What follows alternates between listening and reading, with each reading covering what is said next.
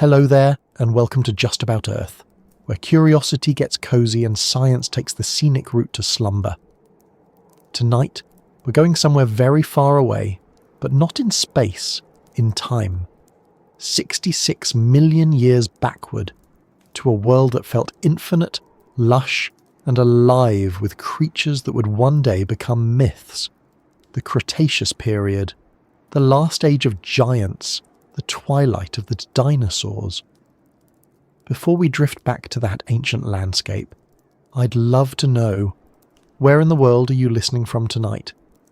Is it late evening where you are, the kind of night that feels like it could stretch forever? Or maybe it's early morning and you're just easing into your day, curious about a world that ended long before ours began. Wherever you are, this is your moment to slow down, breathe, and let your imagination walk through a forest that no human has ever seen. If you find this journey soothing, or even just a pleasant way to wind down, I'd be ever so grateful if you gave the video a like or subscribed. It helps this quiet corner of calm reach others who might need a little escape too. But for now, all you need to do is settle in. Let the world around you fade. Because we're about to travel to a time when Earth was warmer, wilder, and far stranger than you might think. Imagine an afternoon somewhere on the Cretaceous Earth.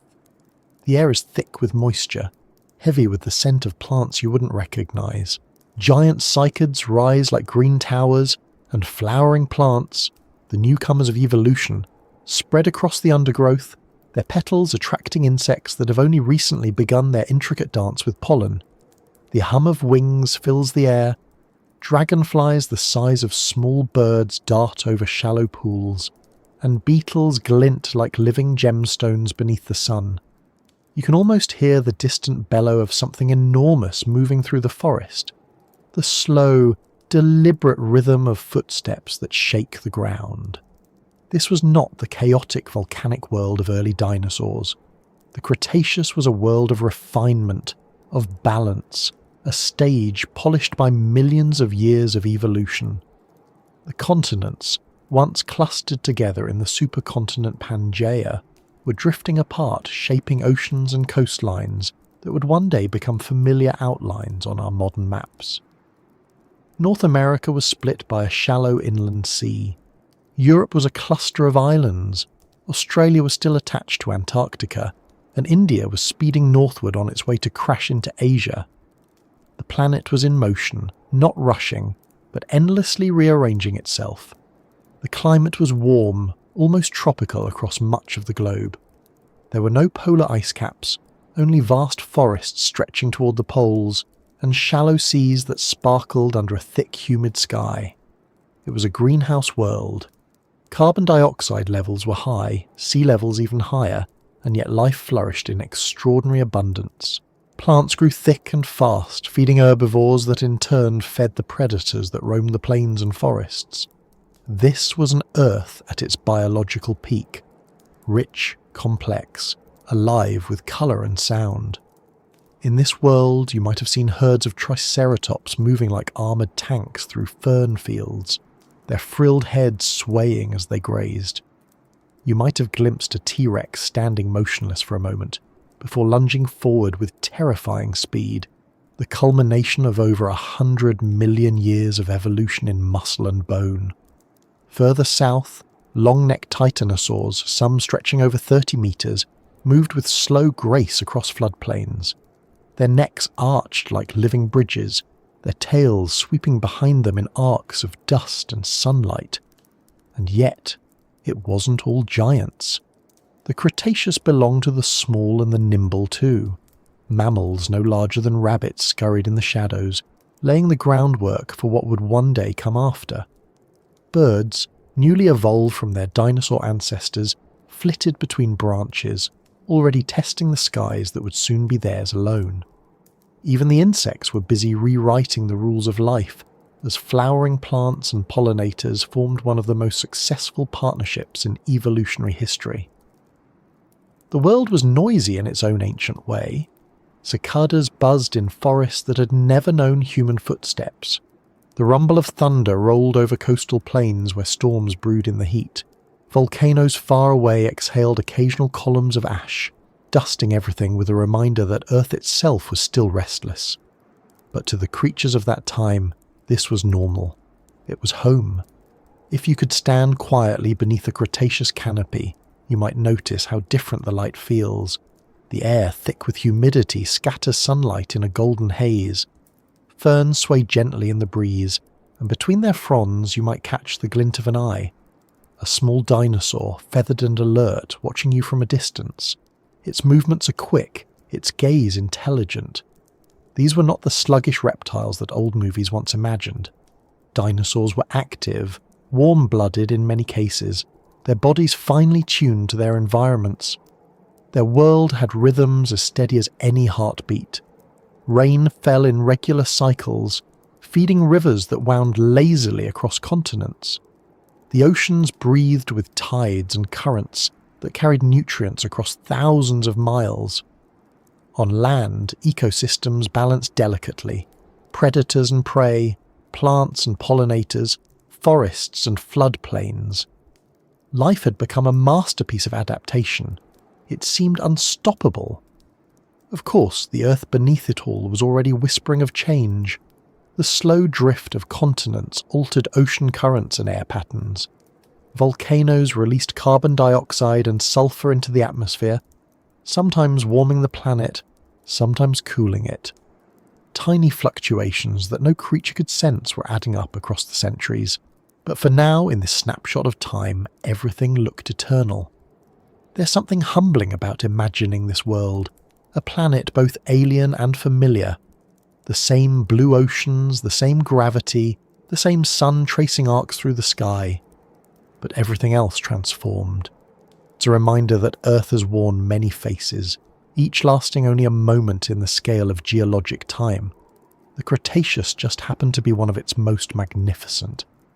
You might wonder what it felt like to live then, not as a human observer, but as part of that ancient world.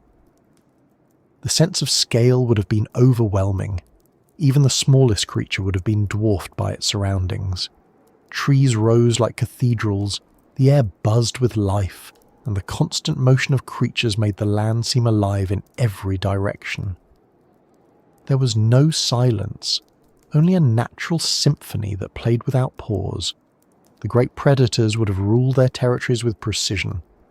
A Tyrannosaurus might patrol its domain with the confidence of an apex hunter, its massive head swinging side to side as it scanned for movement. Every sound would matter. The crack of a branch, the rustle of foliage, the distant call of another dinosaur. For the herbivores, survival depended on vigilance. Triceratops would form groups not out of social comfort, but safety. Their horns weren't ornaments. They were insurance against the jaws of giants. And still, amid all this drama, there were moments of quiet. A nesting Maiasaura tending her eggs. A dragonfly landing briefly on the surface of a pond. A breeze moving through the cycads. Life in the Cretaceous wasn't all chase and hunt. It was also patience, balance, and the slow unfolding of existence. From space, if you could have looked down on Earth then, you'd see a planet glowing green and blue under swirling clouds.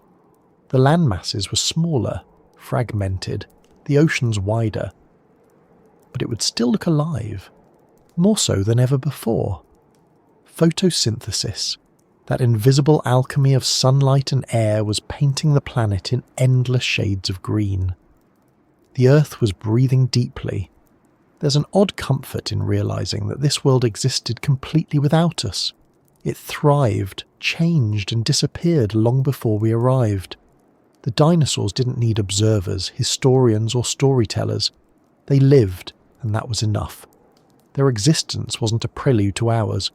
It was its own complete story, one that lasted for millions of years and then ended in a single shattering moment. But that ending isn't here yet, not in this moment. Right now, in the warmth of the late Cretaceous sun, the Earth feels eternal. There's no sign that anything is wrong, no hint of the shadow that's coming. Even the smallest details, the flight of a bird, the growth of a leaf, continue as they always have. That's what makes this period so haunting to imagine. We know what's coming, they didn't. For now, the dinosaurs rule unchallenged. They've weathered millions of years of evolution, adapted to new climates, new foods, new landscapes. They've seen continents drift, volcanoes rise, seas expand and recede. They've outlasted countless species before them. Why should anything change? It's tempting to think of the Cretaceous as a time of peace before disaster, but that's not quite right. The world was already full of tension and adaptation. Evolution never rests. Every creature was locked in its quiet struggle for survival, every ecosystem balancing on invisible edges. But still, the scale of what was about to happen was beyond anything life had ever faced. The last age of giants was also an age of transition, a final crescendo before silence. Soon, everything that had become so familiar in this world would vanish, replaced by something new. But that's still ahead of us. Right now, the forests are green, the ocean's full, and the air warm. The stage is set. And so we stand for just a moment at the height of the Cretaceous. The earth turning slowly beneath a sky filled with wings. The seas alive with creatures that glide through ancient currents. The land rumbling with the footsteps of giants. A world unaware that it is about to end. The Cretaceous world, for all its scale and power, was also astonishingly delicate. Life didn't just survive, it performed, improvising across every possible landscape the planet could offer. Forests spread like green oceans, rivers braided through lowlands, and the air shimmered with the sound of wings and calls that have been gone for millions of years. The Earth was busy then, every niche occupied, every rhythm accounted for. To live in that time was to be part of a constant choreography of bloom and battle, growth and hunger, where every creature, from the smallest insect to the largest predator, carried the story of its ancestors written in bone and instinct. If you could step quietly through a Cretaceous valley, you would see movement everywhere. A small herd of hadrosaurs wades across a flooded plain, their tails slicing the surface of the water like the keels of ships. They move with the confidence of creatures that have learned the seasons, the flood patterns, and the safest routes to feeding grounds. Nearby, a cluster of pterosaurs perches along the limestone cliffs, their leathery wings folded like sails between gusts of wind. They are not the clumsy gliders you might imagine, but skilled navigators, able to ride thermals with precision. Above them, smaller feathered creatures flit between branches, their calls rising and falling like distant laughter. The Cretaceous earth was lush, and its abundance was owed to a quiet revolution happening among the plants. Flowering plants, angiosperms, had only recently arrived on the evolutionary stage, but their success was immediate and unstoppable. Before them, the land had been ruled by cycads, ferns and conifers, sturdy but simple in their reproduction. The emergence of flowers changed everything. Pollen and nectar invited insects to become collaborators, carrying the genetic material of one plant to another with an efficiency evolution had never seen before. In exchange, the insects gained nourishment. It was the beginning of a partnership that would reshape ecosystems and echo all the way to the present day. Imagine a humid afternoon, somewhere in what is now Mongolia. The sun presses down through the haze, and the ground trembles faintly with the movement of distant herds. At your feet, small flowering plants push through the soil, their blooms simple but vibrant, yellows, whites and purples against the green. Bees as we know them don't exist yet, but early pollinators, beetles, wasps and tiny flies, hover and land, busy in their endless, efficient work. It is here, in these quiet, ordinary exchanges, that the great transformation of the planet is taking place. The dinosaurs, of course, are the headline act of this world. Their bodies dominate the landscape, but their survival depends entirely on the smaller players, the plants, the insects, the climate. Triceratops and Ankylosaurus graze on the low vegetation that flourishes under the new flowering trees. Hadrosaurs strip leaves with beak-like mouths designed for grinding. Even the predators depend on these systems indirectly. Their prey sustained by the relentless work of roots and sunlight. Every roar, every chase, every nest, all of it, ultimately powered by photosynthesis and pollination. The battles of this world were not only physical but ecological. Competition was constant. New species arose, pushing others aside. Climate zones shifted as continents drifted, creating fresh opportunities for some and crises for others. In North America, the Western Interior Seaway split the land into two vast regions, each with its own evolving cast of species. In the north, forests grew dense and temperate. In the south, they thinned into warm plains. Across these divided lands, evolution raced to fill every opening.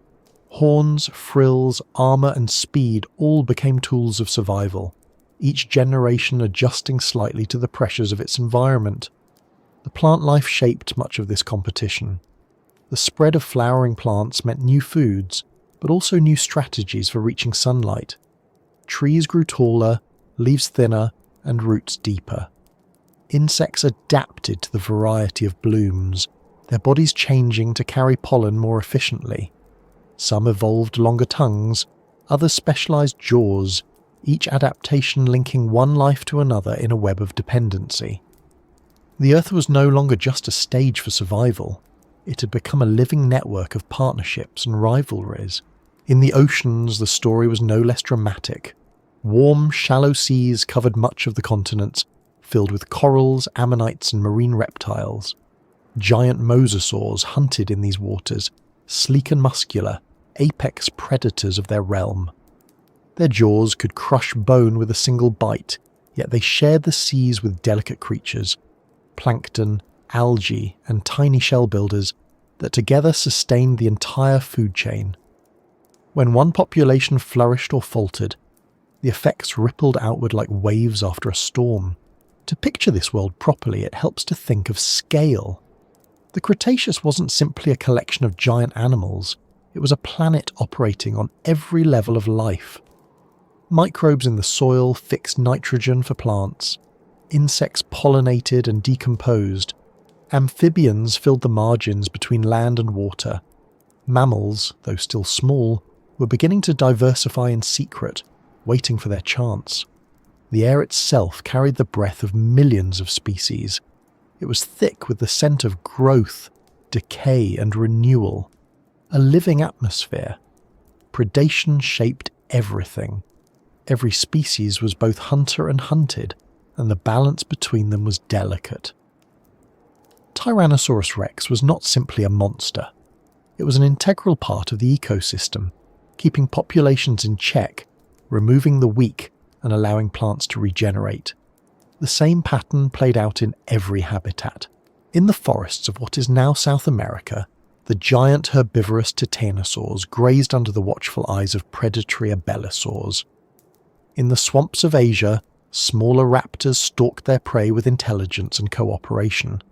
Violence and growth existed side by side, necessary halves of a single process. But for all its grandeur, this was a fragile balance. The Cretaceous world operated under conditions that could not last forever. Volcanoes occasionally darkened the skies, reminding everything that the planet itself was alive and volatile. Climate shifts, though gradual, could alter entire ecosystems. Yet, somehow, life adapted again and again. When a forest burned, new plants grew. When sea levels rose, new coastlines became nurseries for life. The world was always adjusting, always learning how to continue. If you could walk through one of those ancient forests, you might notice how strangely familiar it feels.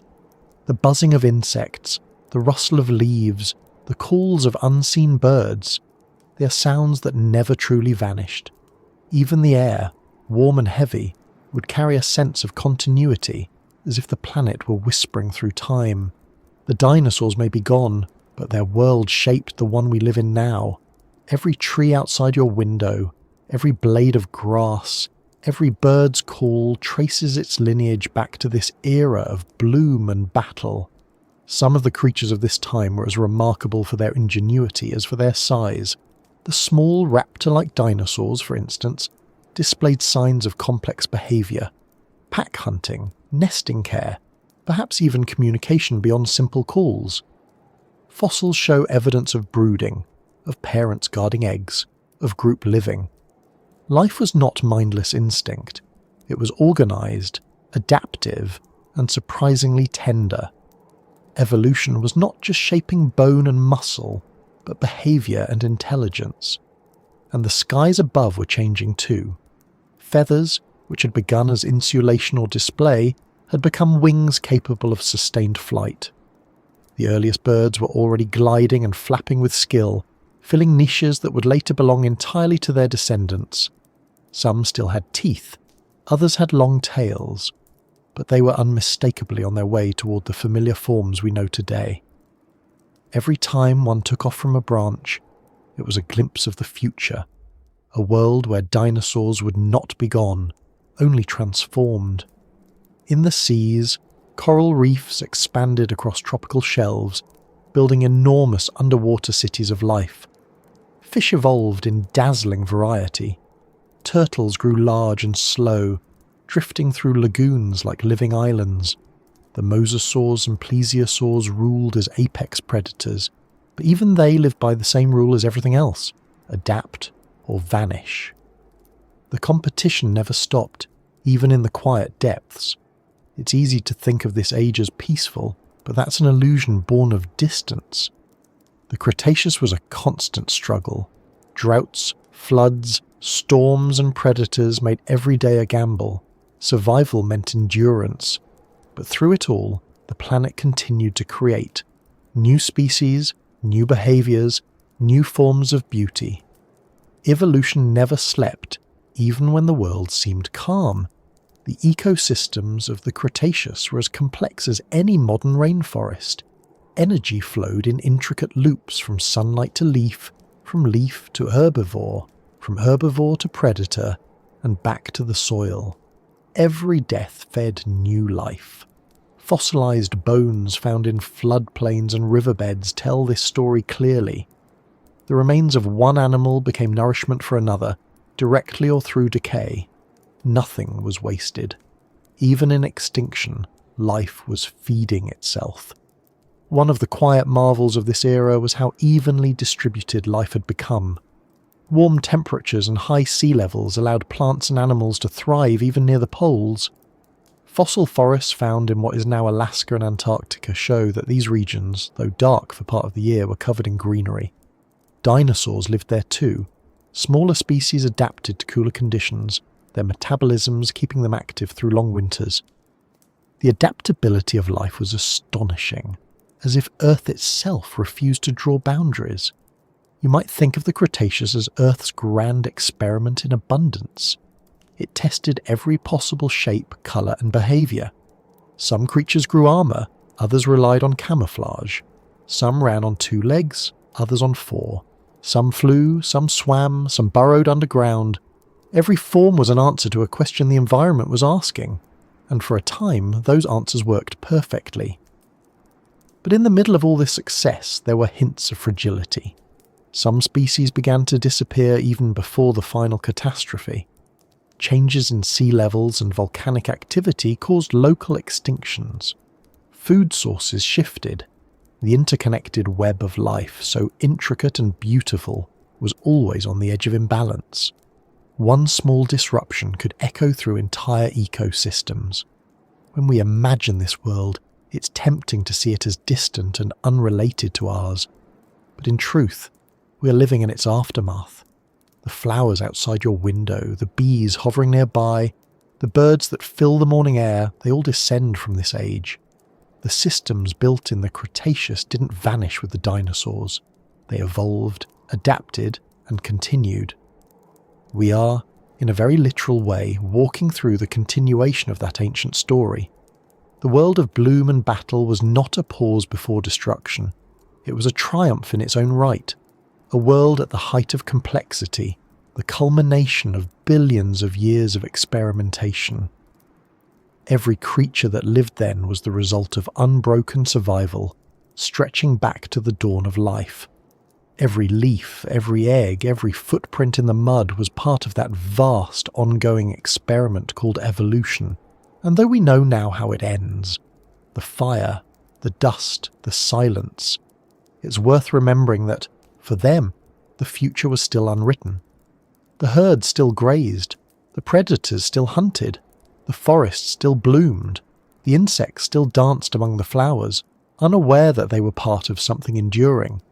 If you close your eyes and picture it, you might almost hear it. The steady breathing of a planet alive in every corner, the faint tremor of footsteps too large to imagine, the hum of wings, the whisper of leaves. Life, at its most complete, unaware that it was nearing the edge of change. The Earth had created its masterpiece, and even though it didn't know it, the curtain was already beginning to rise on a new act. The air would soon darken, the balance would soon break. But not yet. For now, the world was in bloom, and the battle for life continued quietly beneath a sun that had no reason to suspect it was witnessing the end of an age. The seas of the Cretaceous were vast, warm and restless. They spread across the continents in wide, shallow expanses that blurred the line between land and ocean.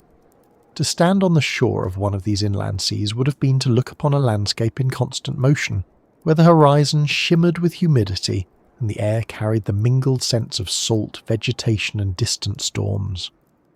These waters were the silent architects of the age, shaping coastlines, feeding ecosystems, and nurturing some of the most extraordinary life forms the planet would ever know.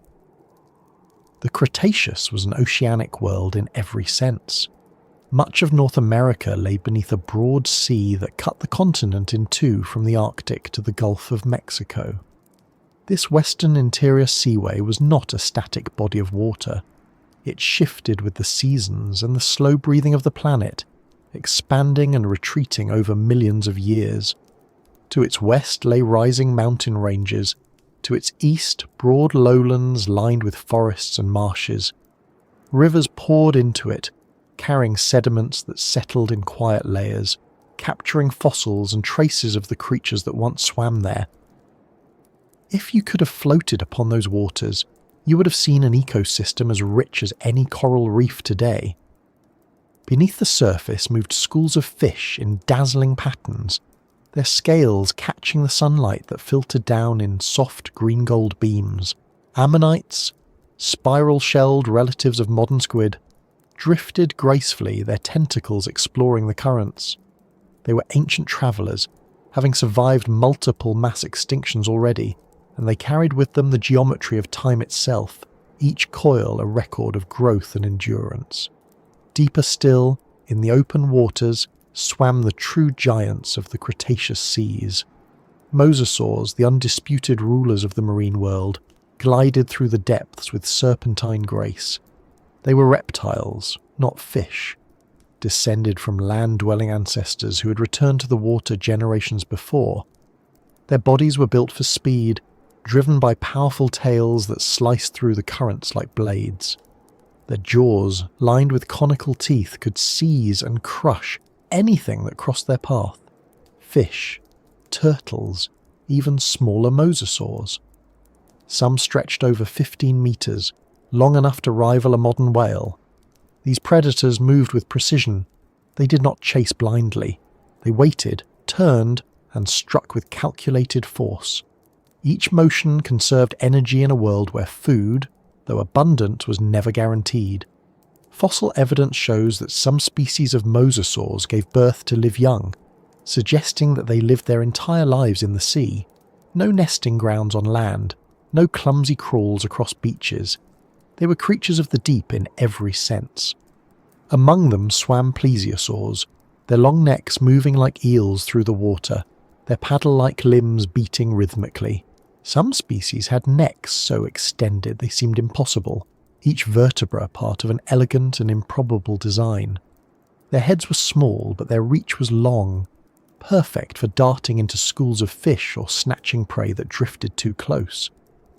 They were slower than the mosasaurs, but no less efficient, gliding silently through the water as if time itself moved at their pace.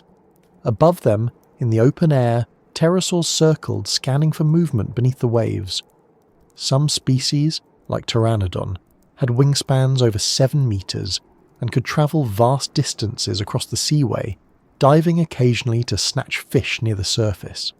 Their cries would echo across the water, mingling with the hiss of waves against the shore. From a distance, they might have looked like seabirds, but their flight was heavier, their movement slower, almost deliberate. The Cretaceous oceans were not merely hunting grounds, they were nurseries of evolution. New species of fish appeared, their bodies adapting to every possible niche: shallow swimmers, bottom feeders, fast predators built for bursts of speed. The first recognizable ancestors of modern sharks thrived here too, their sleek forms already perfect for the endless chase. Rays glided along the seabed, stirring clouds of sand in search of shellfish. Crustaceans scuttled among coral and seaweed, their claws and armour as intricate as any mechanical invention. And at the base of it all, invisible to the eye, was the quiet miracle of plankton, tiny drifting organisms that captured sunlight and transformed it into energy, feeding everything above them in the chain. Their presence filled the water with life. Every breath taken by every creature in the Cretaceous seas, every heartbeat, every motion of fin or tail, began with these microscopic architects of abundance. It is humbling to realize that the mightiest mosasaur owed its existence to the quiet labor of unseen plankton drifting on the current. In the shallows, where sunlight touched the seafloor, coral reefs spread like living cities. They provided shelter for countless small species, fish, mollusks and invertebrates that darted in and out of the labyrinthine coral walls. The reefs thrived in the warmth of the Cretaceous seas, growing taller, brighter, more complex with each passing generation. Life in these reefs operated in perfect cycles: birth, growth, decay, renewal, all repeating endlessly beneath the waves. The oceans were also archives. Every year, sediments fell gently to the bottom, layering over the last. Dead organisms sank, their remains trapped in the mud, forming the fossil record that would one day tell this story. The shells of ammonites, the teeth of mosasaurs, the scales of fish, all slowly turned to stone. Time worked patiently in these depths, writing the history of the world grain by grain. Not everything in these waters was peaceful. Competition was constant, and the ocean's abundance came at a cost. For every successful predator, hundreds of smaller creatures struggled to survive. Fossilized shells show bite marks, scars, and signs of healing. A record of lives lived on the edge. Some ammonites developed thicker shells. Others changed their shape, evolving spines or patterns that helped them blend into the background. Adaptation was the rule, and the pressure never ceased. Storms were frequent and violent. The Cretaceous climate, while generally warm, was not without extremes. Seasonal changes brought tempests that could churn the shallow seas into chaos. Waves rose like walls, tearing at coastlines and scattering debris across miles. In those moments, the delicate balance of life could be undone in an instant. Yet even after the storms passed, the sea would calm, and the cycle would begin again. That rhythm, destruction and renewal was the ocean's heartbeat. If you could descend into the darker layers of the water, where sunlight no longer reached, the world would change completely. Down there, the colours fade, replaced by the quiet glow of bioluminescence. Strange, soft lights drift through the black, organisms that make their own illumination. Jellyfish-like creatures pulse gently, their bodies almost transparent. Predators lurk in the dark, their eyes adapted to the faintest shimmer of motion. In this world of shadows and silence, survival takes on a different form. The pace slows, the movements are cautious, the energy scarce. Yet even here, life thrives. These depths remind us that the ocean has always been a world apart, self-contained, mysterious, and largely beyond the reach of land. While the dinosaurs ruled the surface, these unseen realms followed their own ancient logic, unchanged and undisturbed. The creatures that lived there would endure the coming extinction far better than their terrestrial counterparts. When the skies darkened and the land grew cold, the deep ocean would remain a refuge, insulated by its vastness. The chemistry of the Cretaceous seas was also changing, though the animals living there could not have known it. Volcanic activity on land released carbon dioxide that was slowly absorbed into the water, altering its acidity. Subtle shifts in temperature and salinity created layers within the ocean that determined where different species could live. Some regions grew rich in oxygen, others poor. Life adapted accordingly, redistributing itself with each fluctuation. To the creatures within it, the sea must have seemed eternal, but it was already beginning to change in ways that would matter profoundly later. The coastal margins were especially dynamic. Mangrove-like forests and swamps lined the edges of the seaway, serving as nurseries for young marine life.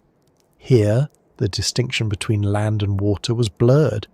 Dinosaurs waded into tidal flats to feed, while fish and amphibians ventured inland with the tides. Fossil tracks found in these regions reveal that even large dinosaurs sometimes crossed through shallow waters, their footprints mingling with those of turtles and crocodiles.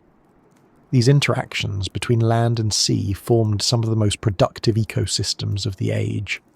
In those estuaries, you might have seen a group of small bird-like dinosaurs stalking along the shore, their feet sinking into the wet sand.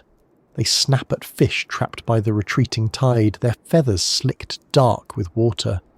Overhead, the air shimmers with heat, and the horizon wavers. The sound of distant waves blends with the cries of pterosaurs, the splash of a diving predator, the hiss of the breeze moving through reeds. It is a moment that feels alive in every direction, the kind of stillness that only exists when everything is moving. Every creature in this world lived within limits defined by the sea. Even the dinosaurs far inland depended on it indirectly. The oceans controlled the climate, the rainfall, the temperature of the air. They were the engine of Earth's stability. Every drop of water evaporated into the sky, fell as rain, and returned again, carrying nutrients and minerals that sustained life on land. The ocean was not separate from the world above. It was its beating heart.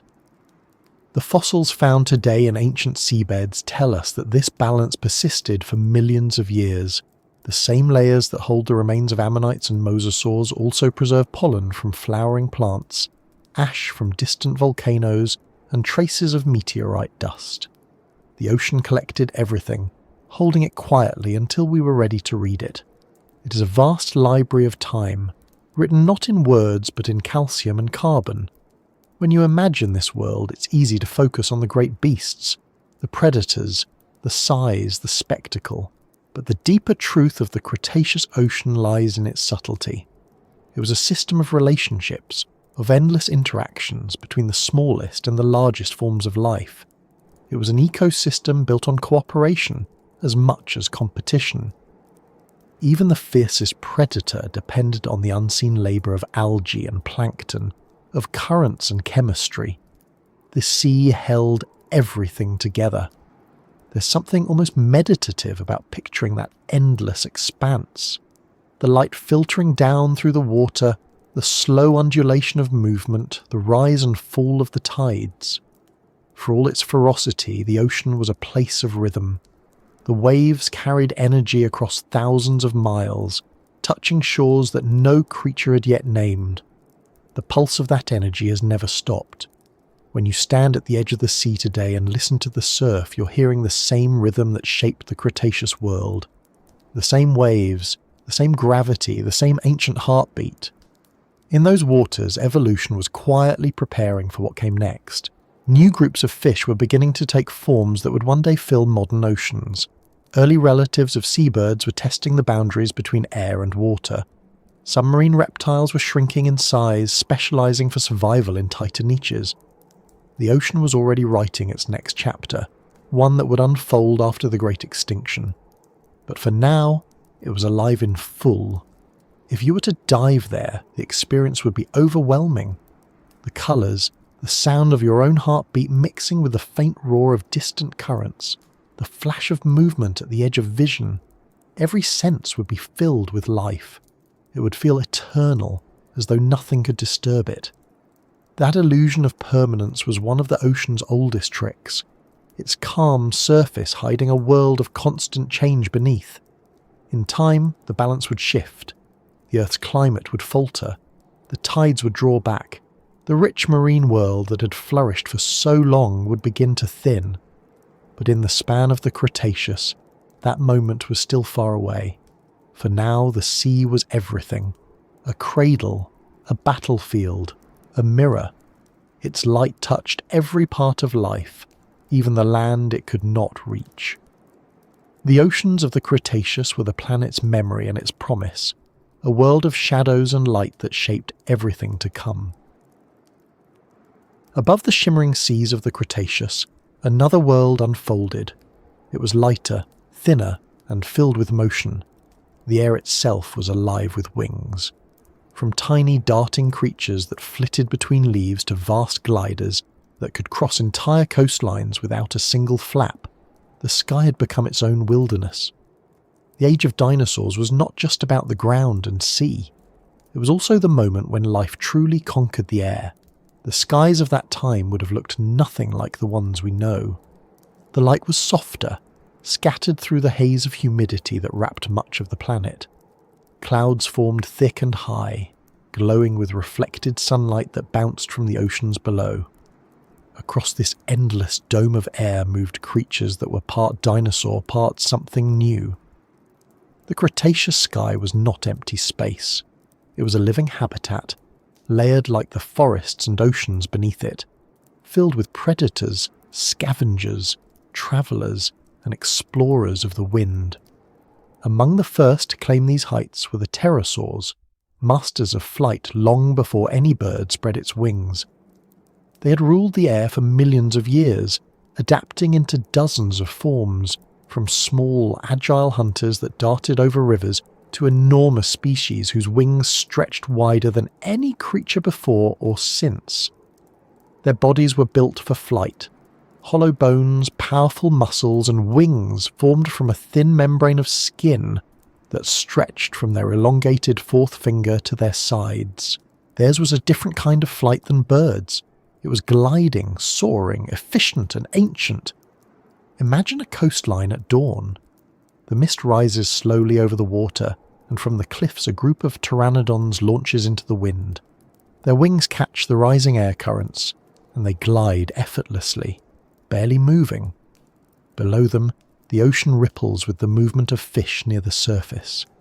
Every tilt of a wing, every subtle shift in angle, allows them to stay aloft with almost no effort. They dip their long beaks toward the water, snatching prey in a quick, precise motion. A few call out to each other, their voices echoing across the waves, low and resonant. It is a routine repeated thousands of times a day, as natural to them as breathing. On the cliffs, younger individuals watch and wait. They stretch their wings, testing the breeze. Their first flights will be dangerous. A misjudged gust, a stumble, and the fall could be fatal. But instinct drives them to try. When one finally leaps, it's not graceful. A tumble, a frantic beat of wings, then suddenly lift. The air catches, and the creature steadies. For the first time, it feels the invisible strength of the wind beneath it. Flight isn't just movement. It's a negotiation with physics, a balance between gravity and lift. The pterosaurs had mastered that conversation better than any creature before them. As time passed, their variety grew. Some species evolved long crests on their heads, possibly for display or stability. Others shrank into nimble insect eaters, darting through forests. But the skies were beginning to change because something new had entered them. Descendants of small, feathered dinosaurs who had taken a different evolutionary path. The first true birds. The ancestors of birds had been experimenting with flight for millions of years. Fossils like Archaeopteryx from earlier in the Jurassic show that feathers first appeared not for flying, but for warmth or display. Over time, those feathers became longer, more specialised until they began to catch the air. The line between gliding and true flight blurred. In the Cretaceous, that experiment had reached its peak. The skies now belonged to two very different kinds of flyers, the leathery winged pterosaurs and the feathered birds that would eventually replace them. It's remarkable to think that these birds were dinosaurs in every biological sense. They shared the same skeletal structures, the same patterns of muscle attachment and even similar nesting behaviours. But evolution had given them something extraordinary, feathers capable of generating lift through flapping, not just gliding. This meant agility. Where pterosaurs soared long distances, birds could twist, turn and hover. They could dart between trees and escape predators with manoeuvres that the larger flyers could never match. In a Cretaceous forest, you might have seen small bird-like creatures flitting through the undergrowth. Some still had teeth in their beaks, others had claws on their wings, many had long feathered tails that helped them steer. Their feathers were iridescent, shimmering with greens, blues and copper hues, just like modern birds. Each movement was a precise calculation of balance, wings adjusting subtly with each gust of air. They weren't just surviving, they were exploring a new dimension of existence. The evolution of flight reshaped ecosystems in ways no single development had before. Flight allowed creatures to reach new habitats, escape ground-based predators, and find food in places that had once been inaccessible. Insects, which had already spread widely thanks to the flowering plants, now faced a new kind of predator. Birds fed on them in vast numbers, keeping populations in check while also spreading seeds and pollen between plants. Flight connected the sky to the ground in an endless exchange of energy and life. Over lakes and rivers, early water birds hunted for fish, their beaks long and pointed. In the forests, smaller species fed on insects or seeds, nesting in the branches of the new flowering trees. Each species found its place in the layered airspace above the earth. Some stayed close to the ground, darting between ferns and bushes. Others soared high, riding thermals above the treetops. The Cretaceous sky was busy, crowded, alive with calls, wings and movement. The relationship between birds and the land below them was intimate. When volcanoes erupted or wildfires spread, many birds could flee, carrying the memory of the land with them, seeds in their stomachs, spores on their feathers. When the world changed, they carried the possibility of renewal across great distances. Even in an age defined by giants, it was the lightest creatures that would prove the most enduring. One of the most fascinating details about these early birds is how quickly they diversified. Fossil evidence shows an explosion of species during the late Cretaceous, each adapted to a specific niche. Some were strong flyers, built for migration. Others barely flew at all, relying on running or gliding. The adaptability of birds made them resilient to environmental change, a quality that would later ensure their survival when most of their relatives vanished. Not all that flew had feathers. The pterosaurs, though ancient, continued to thrive in parallel. In some regions, they grew even larger. Quetzalcoatlus, one of the last and greatest of them, could reach heights comparable to a giraffe when standing on the ground. Its wingspan stretched over 10 meters, yet despite its size it could fly, not through brute strength, but through mastery of air currents. It likely used a technique called dynamic soaring, catching the wind rising from cliffs and ridges to stay aloft for hours with minimal effort. Seeing such a creature glide overhead must have been awe-inspiring. Its shadow alone could darken a small clearing. The coexistence of pterosaurs and birds is one of evolution's more elegant stories. They shared the same air but rarely the same roles. Pterosaurs ruled the open skies and coasts, while birds increasingly dominated forests and smaller habitats. Rather than direct competition, they seemed to partition the atmosphere, each group carving out its own kingdom in the wind. The balance worked beautifully until the end. It's easy to overlook how profoundly flight affected life on Earth. With wings, creatures could follow the seasons, migrate to avoid famine or cold, and spread life farther than ever before. The atmosphere became a corridor of movement, linking continents. Pollination, seed dispersal, and even nutrient cycles began to depend on wings. The Earth, once a patchwork of isolated environments, was becoming connected through air travel long before humans ever dreamed of it. The bones of flying creatures tell us much about their lives. Pterosaur fossils show adaptations for strength and weight reduction, bones hollowed but reinforced with fine struts, capable of supporting enormous wings without breaking. Bird fossils, on the other hand, reveal innovations in breathing. Air sacs extended from their lungs into their bones, allowing continuous oxygen flow even during strenuous flight. These systems were so efficient that they would later enable birds to survive conditions that killed most other species. Evolution, through countless trials, had built perfection in motion. Insects, too, filled the skies in abundance, and the relationship between them and the flying vertebrates became a quiet arms race. As birds improved their hunting techniques, insects evolved better camouflage, faster flight, and, in some cases, defensive chemicals that made them less appealing as prey. This interplay of adaptation drove both sides forward, weaving an invisible thread of cause and effect through the Cretaceous sky. Above the inland seas, storms brewed with intensity. Air masses moved differently in a greenhouse world. The absence of polar ice meant global circulation patterns were slower, and tropical storms could stretch across entire regions.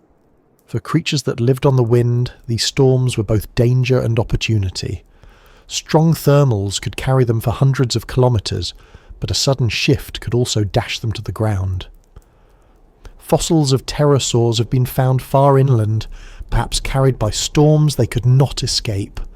Flight was freedom, but it demanded constant awareness.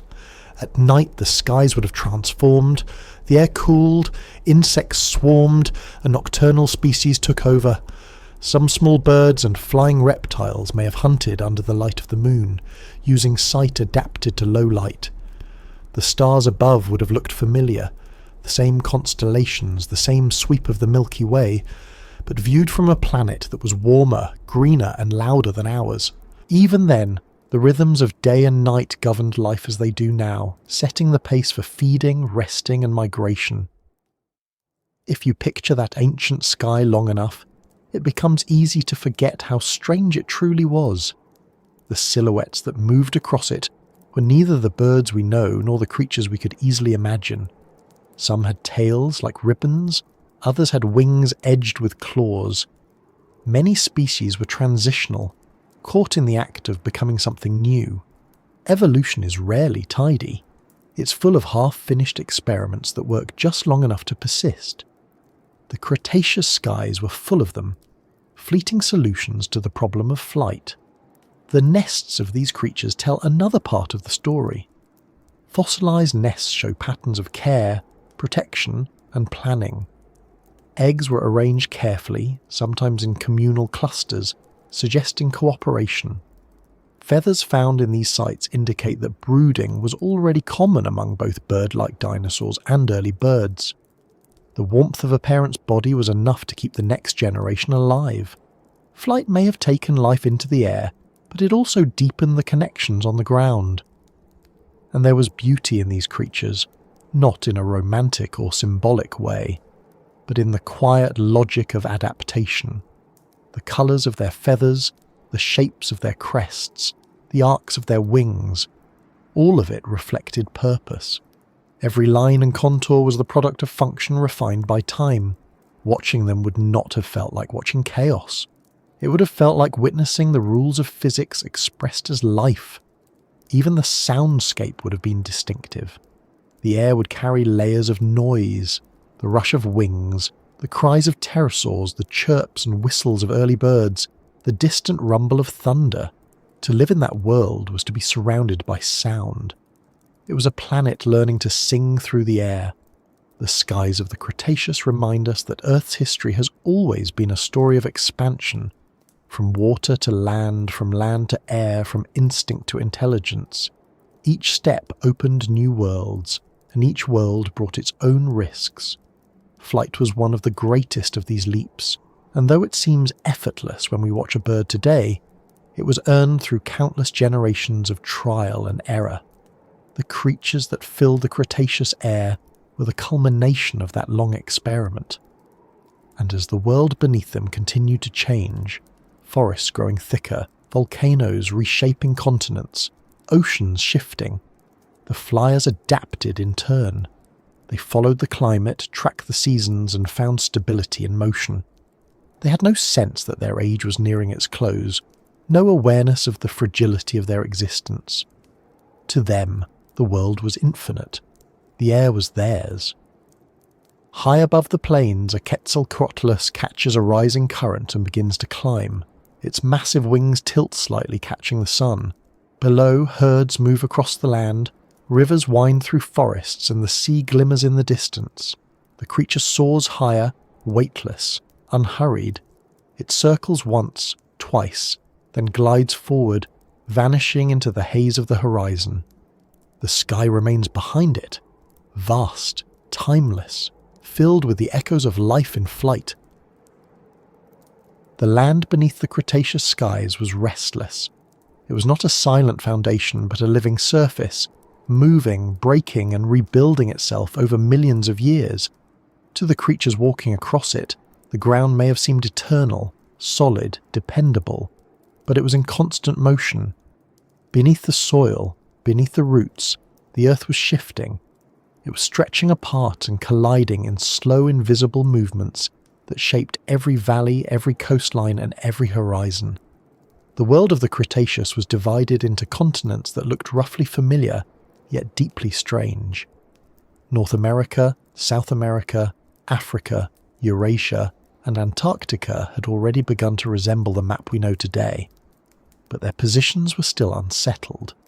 They were drifting, pulled and pushed by the currents of molten rock below. The Atlantic Ocean was young, still widening.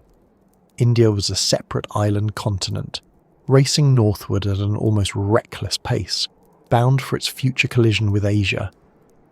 The edges of continents were fringed by volcanoes and mountains that rose slowly, their growth measured not in lifetimes, but in ages. If you could stand in one place for 10 million years and watch, you would see continents move like slow clouds, oceans expand, and mountain ranges crumble into dust. The Earth was alive, and its movement set the stage for everything above it. The air, the oceans, the climate, all of them followed the rhythm of the shifting ground.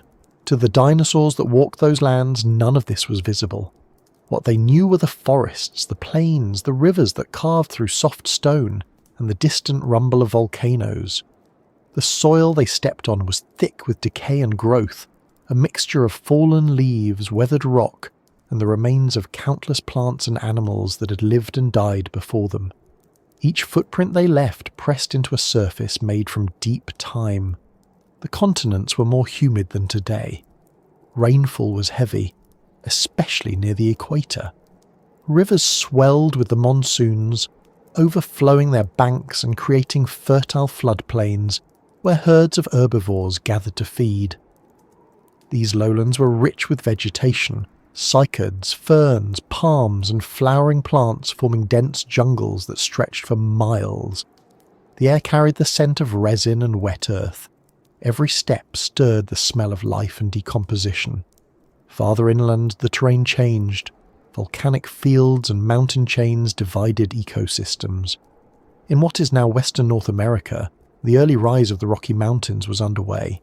The movement of tectonic plates forced land upward, folding layers of rock into ridges that would one day dominate the continent. In the shadows of these growing mountains, new rivers were born, carrying minerals and nutrients toward the inland seas. Life followed these waterways, adapting to new climates, new altitudes, and new challenges. The connection between geology and biology was constant. When volcanoes erupted, ash fell across the landscape, burying forests and plains. At first it was destruction. The air darkened, the plants withered, the rivers filled with debris. But after the ash settled and mixed with the soil, it brought nutrients that renewed the land. Within a few years, new growth would cover the scars richer than before. The Earth's violence was part of its fertility. Even in the calmest regions, the planet's surface never stopped changing. In coastal areas, sediment built up layer by layer, forming cliffs and plateaus that would one day record the history of the Cretaceous like pages in stone. Each flood, each landslide, each volcanic deposit became a chapter. When we find fossils today, the bones of dinosaurs, the impressions of leaves, the shells of ancient creatures, we are reading those pages. They are the physical memories of the Earth itself. The soil of that world was alive in its own quiet way. Microbes and fungi decomposed organic matter, releasing nutrients back into the cycle. The roots of plants anchored themselves deep into the earth, binding layers of sediment and creating networks that stabilized ecosystems. Burrowing animals, small mammals, reptiles, and insects work the ground constantly, mixing air and organic matter through the soil. It was a system of endless renewal. Every death fed new life. Every fallen tree became the foundation for another. If you walked through one of those forests, you would feel the ground giving slightly underfoot, soft and warm from decay. The sound of insects would be constant, a background hum that never stopped. Occasionally you might feel a tremor, the distant echo of tectonic movement. To the animals, it meant nothing. They would pause, glance around, and return to feeding or resting. The earth moved beneath them, but it was part of the rhythm of existence. In certain regions, the land carried more dramatic reminders of its volatility. Lava fields stretched across parts of modern-day India and Africa. These eruptions could last for thousands of years, releasing vast amounts of gas and ash into the atmosphere.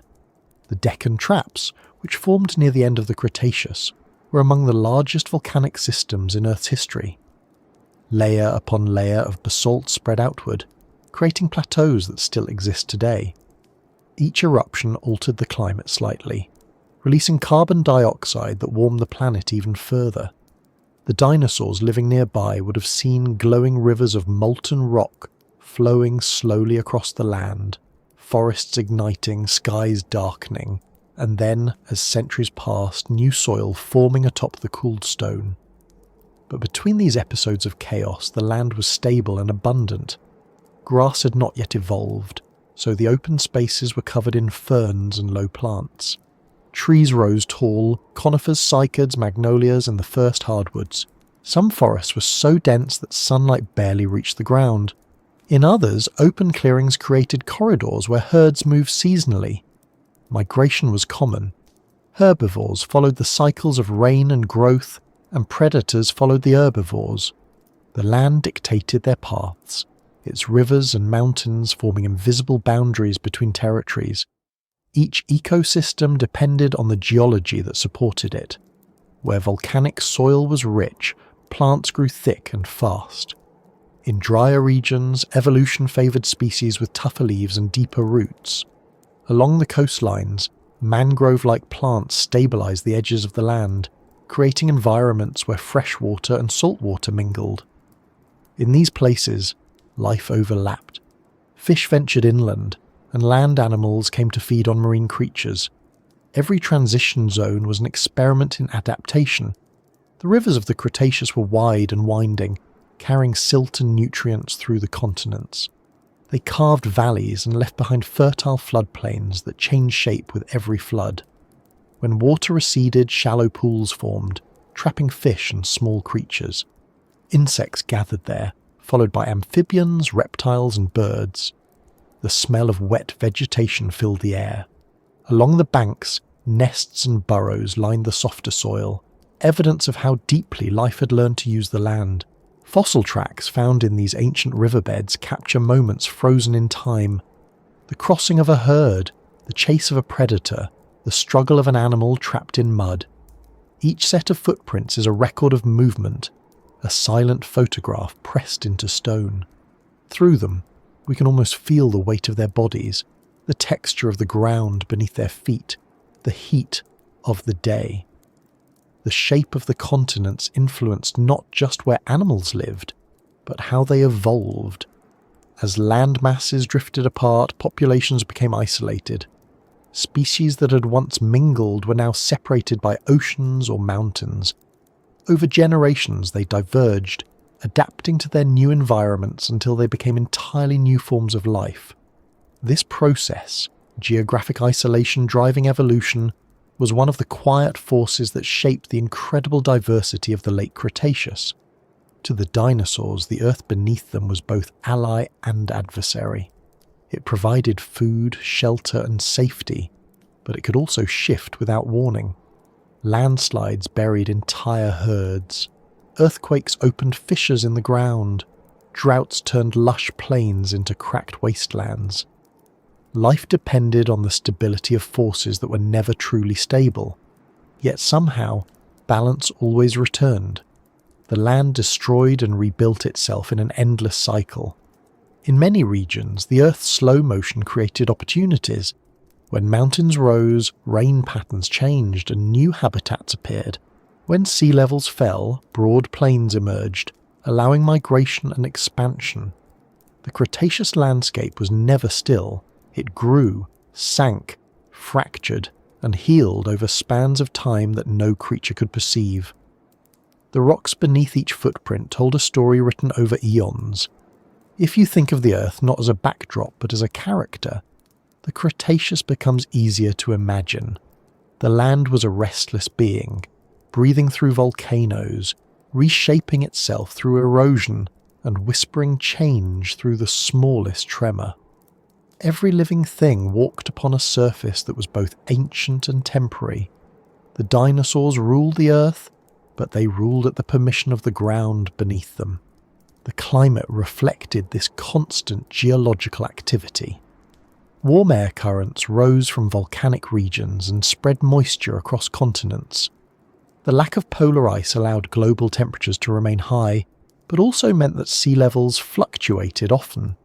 Periods of expansion and contraction created cycles of connection between habitats. Coastal areas were sometimes submerged, then exposed again centuries later. Creatures adapted to both worlds, developing resilience through instability. In the northern reaches, near what would become Alaska, forests stretched close to the poles.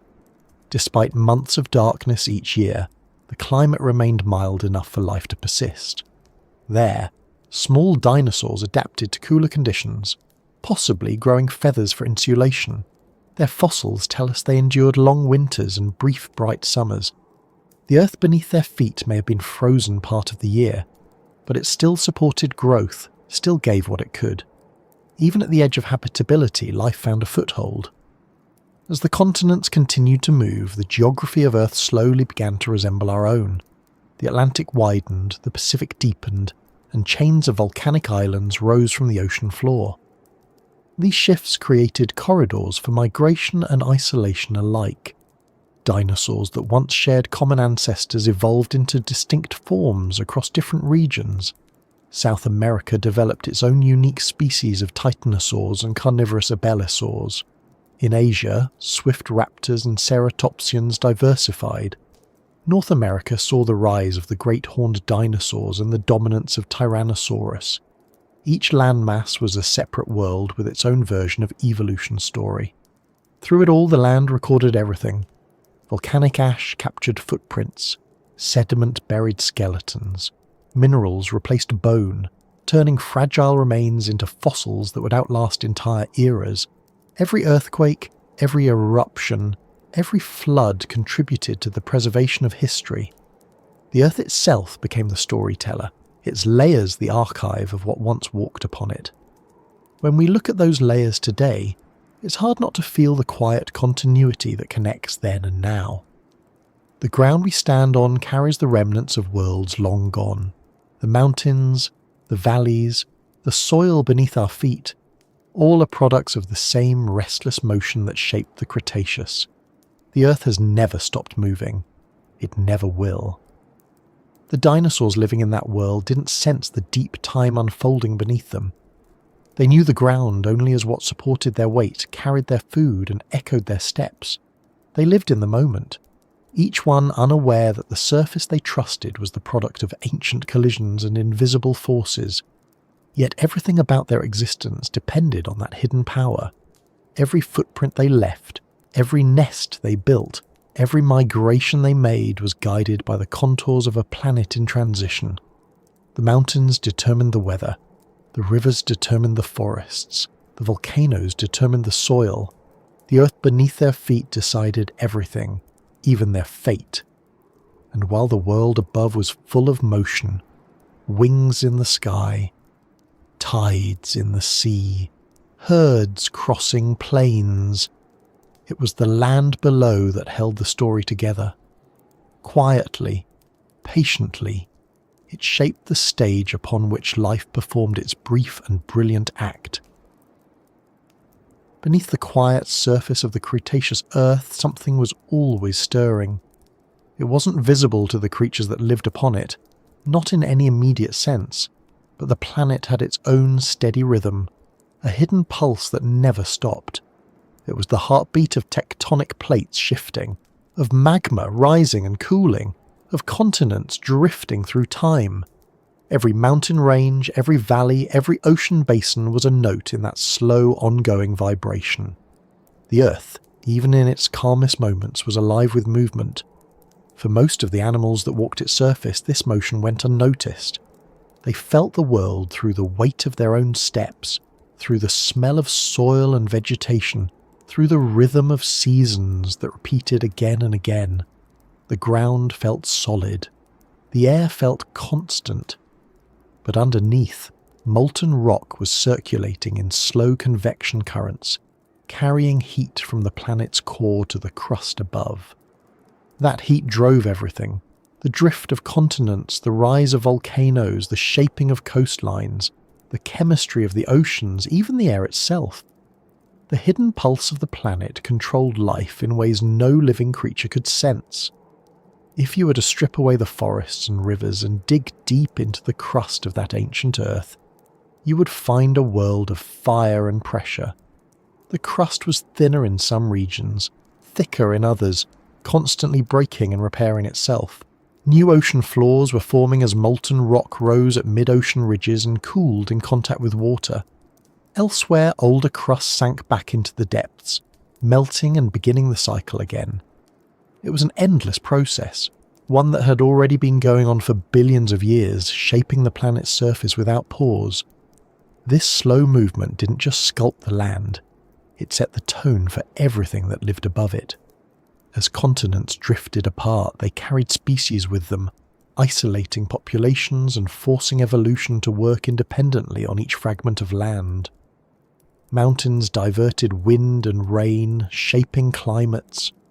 Volcanoes released gases that warmed the planet, while weathering rock pulled those same gases back out of the atmosphere over time. It was a conversation between rock, air, and life that never truly ended. The Cretaceous world was particularly warm, and much of that heat came from this inner pulse. Volcanic activity was frequent and intense. Beneath the surface, magma chambers expanded and contracted, feeding eruptions that spread ash and lava across vast areas. In places like what is now India, these eruptions continued for thousands of years, layering the land with basalt flows that still exist today. Each eruption released enormous amounts of carbon dioxide, adding to the greenhouse effect that kept global temperatures high. At the same time, the oceans absorbed heat and carbon, circulating them through deep currents. The water that sank near the poles, cooler and denser, carried dissolved gases into the deep sea, while warmer water rose near the equator. This constant movement distributed energy across the planet, creating a delicate balance between land, sea, and sky. The Earth's pulse could not be seen, but its effects touched everything. Sometimes the planet's rhythm grew louder, sudden, sharp, violent. Earthquakes tore through fault lines, splitting rock and shifting entire landscapes in seconds. To the dinosaurs, these moments must have seemed like the world itself was waking from a dream. A herd might stop grazing as the ground trembled beneath them, trees shuddering, rivers sloshing against their banks. Then, as quickly as it began, the movement would fade. the Earth would return to its slow breathing, its hidden motion continuing beneath the calm. These geological shifts shaped where life could thrive. When new mountain ranges rose, rainfall patterns changed. Some regions became deserts, others turned into rainforests. When land bridges formed between continents, species migrated and mingled. When those bridges sank again beneath rising seas, populations were cut off and evolved separately. The planet's crust was the ultimate architect of biodiversity, redrawing the map of existence over millions of years. Even the chemistry of the atmosphere was tied to this hidden pulse. Volcanic gases like carbon dioxide, sulfur dioxide, and water vapor escaped from the Earth's interior during eruptions. These gases affected temperature and rainfall, cloud formation, and the acidity of the oceans. Over long spans of time, they determined whether the planet warmed or cooled. During the Cretaceous, greenhouse conditions prevailed, but they were not static. Every eruption, every burst of volcanic gas, every shift in the ocean floor tipped the balance slightly. The world adjusted slowly yet continuously. If we could somehow listen to the Earth during this era, not to its surface sounds but to its deep internal rhythm, it would be like hearing a long, low hum that never stops. A vibration carried through stone and water, constant and ancient. That hum, imperceptible to life on the surface, was the planet's way of staying alive. In the fossil record, traces of this hidden activity remain. Layers of ash tell stories of eruptions that blackened the skies. Bands of magnetic minerals record the movement of continents and the reversal of Earth's magnetic field. Shifts in sediment composition reveal changes in ocean chemistry driven by tectonic motion. The Earth's own archives show that even during its most stable ages, it was never truly still. For the living creatures of the Cretaceous, the signs of this inner activity appeared only in moments. The faint rumble of distant thunder that wasn't thunder at all, the sudden birth of a volcano on the horizon, the way a river would suddenly change course after a tremor. Life adapted to these rhythms not through understanding but through persistence. The plants grew back after eruptions. The animals migrated when water disappeared. Survival meant listening, even if unconsciously, to the pulse of the planet beneath their feet. In coastal areas, where tectonic movement was most visible, the land rose and fell in cycles. Coral reefs that had once been underwater became dry islands. Sediment from eroded mountains created new deltas that teemed with life.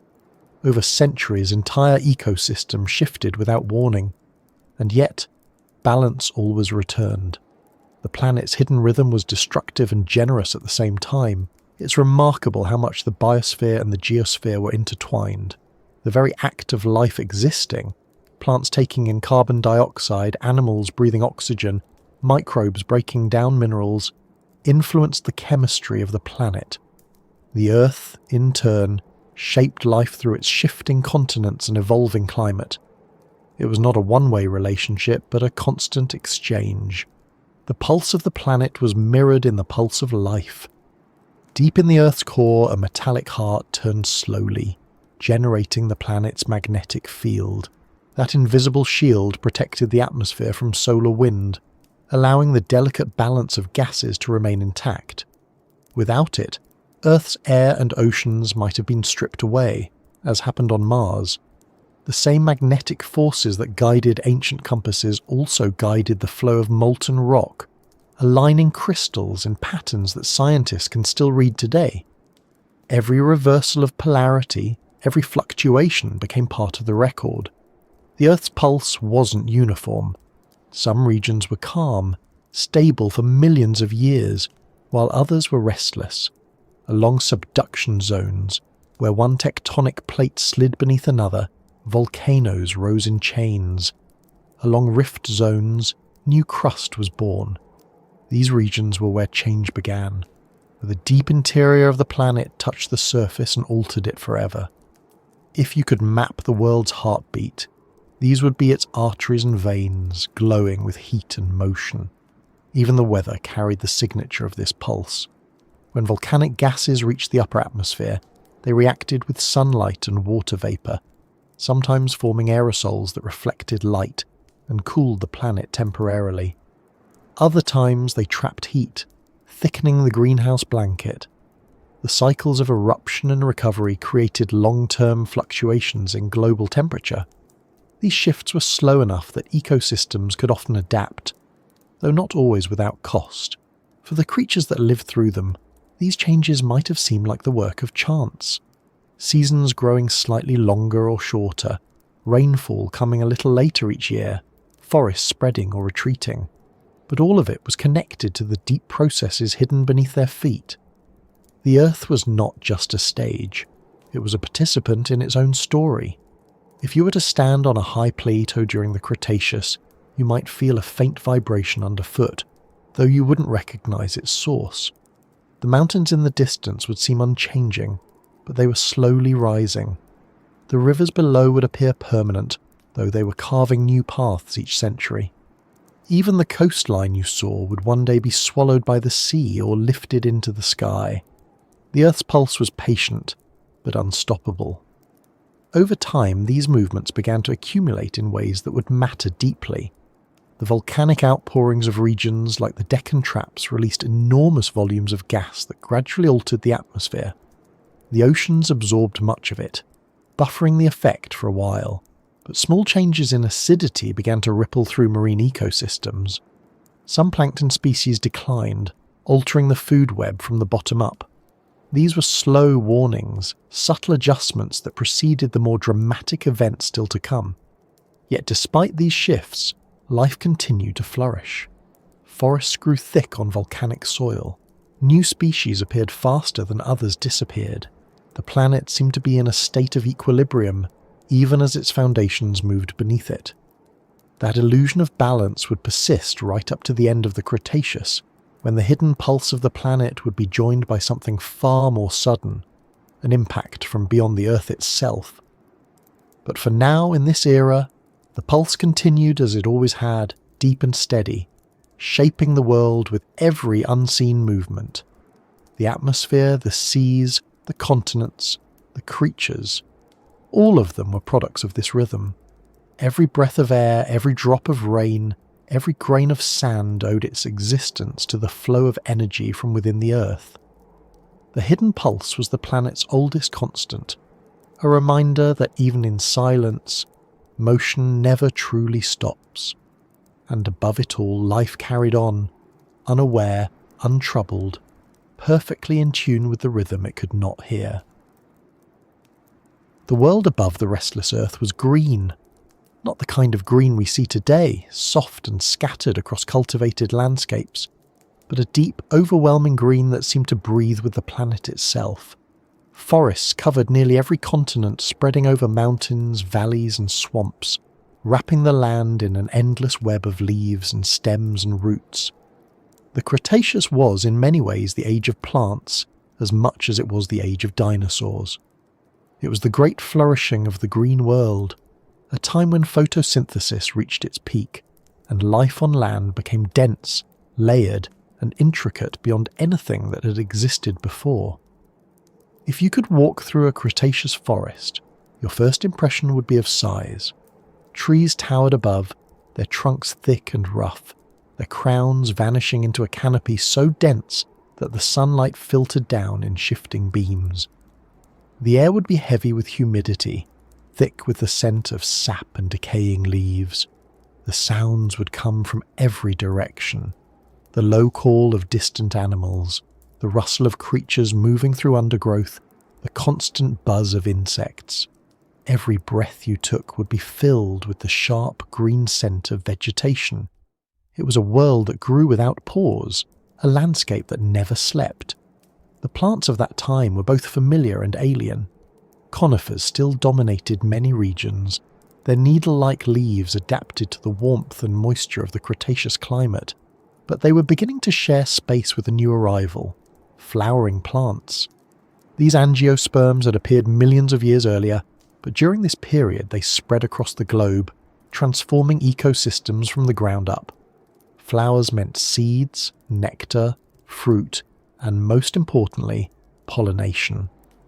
The arrival of flowers changed not just how plants reproduced, but how animals lived. Pollination was one of the quiet revolutions of Earth's history. Before flowers, most plants relied on the wind to carry pollen, an inefficient process that wasted vast amounts of energy. But flowers found a better way. They offered rewards, nectar, scent, and colour, to attract insects and other animals. In exchange, those creatures carried pollen directly from one bloom to another. It was a partnership so effective that it reshaped the biosphere. Bees, butterflies, beetles, and even small reptiles became messengers of reproduction. Each visit, each landing carried the possibility of new growth.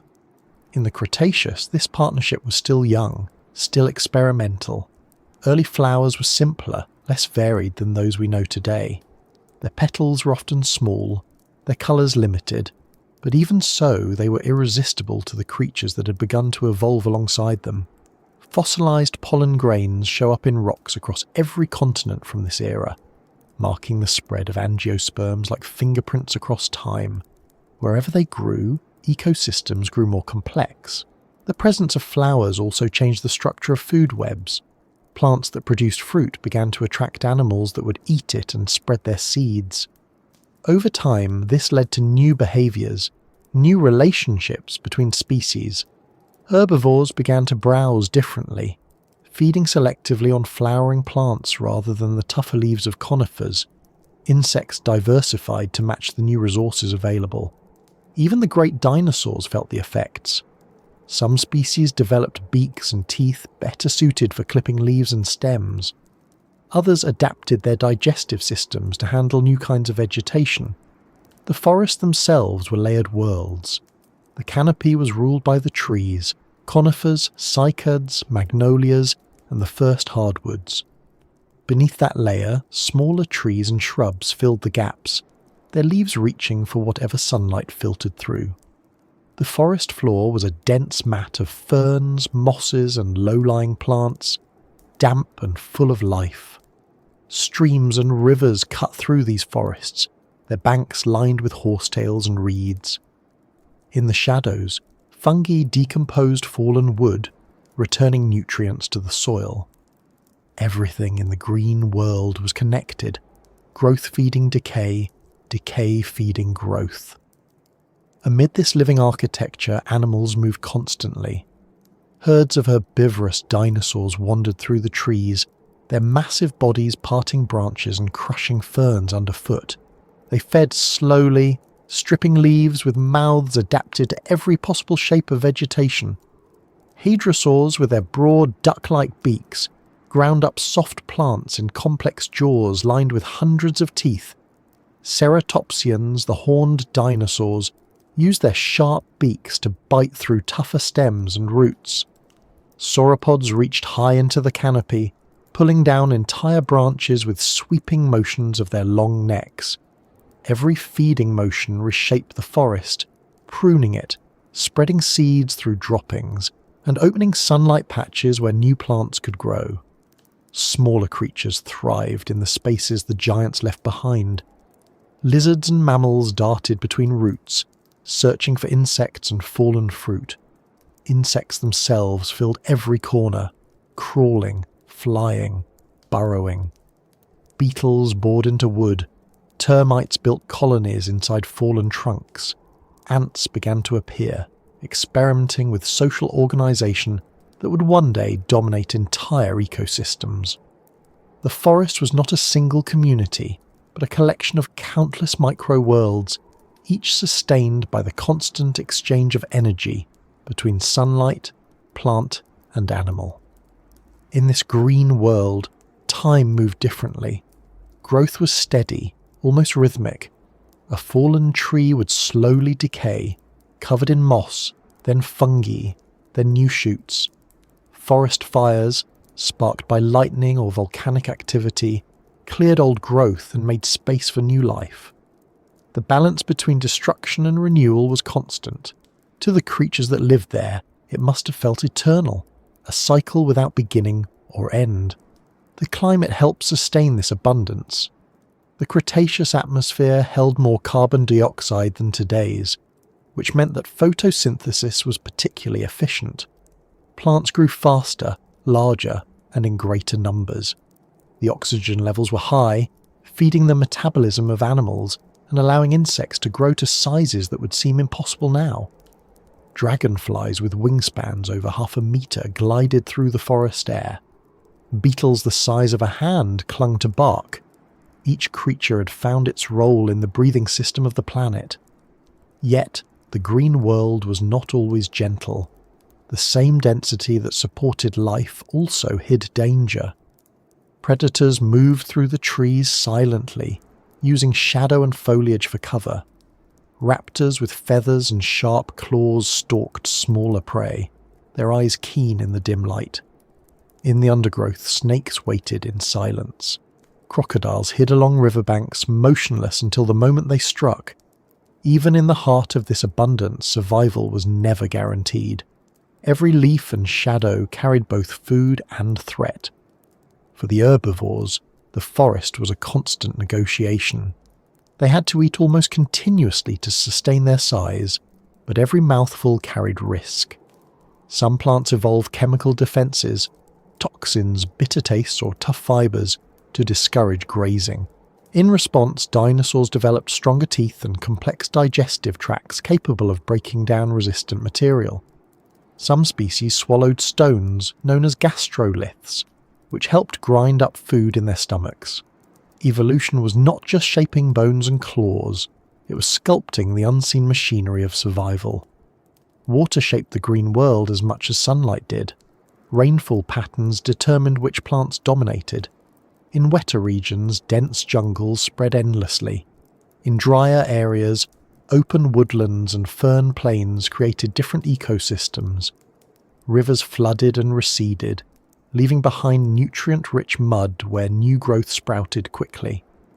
In the floodplains, entire herds gathered after the rains, feeding on the lush vegetation that appeared almost overnight. The rhythm of rain was as important as the turning of the seasons, and the seasons themselves, though gentle in this greenhouse world, still marked the passage of time. Even without harsh winters, there were cycles, dry and wet, growth and dormancy. Trees dropped leaves, not from cold, but from exhaustion, conserving energy during less favourable months. When the rains returned, buds opened again, and the forest resumed its slow breathing. The animals followed these cues instinctively, migrating or nesting in harmony with the pulse of the environment. The insects were the unsung engineers of this world, pollinators, decomposers, scavengers. They worked continuously to maintain the system. Without them, the flowering plants would have failed to spread.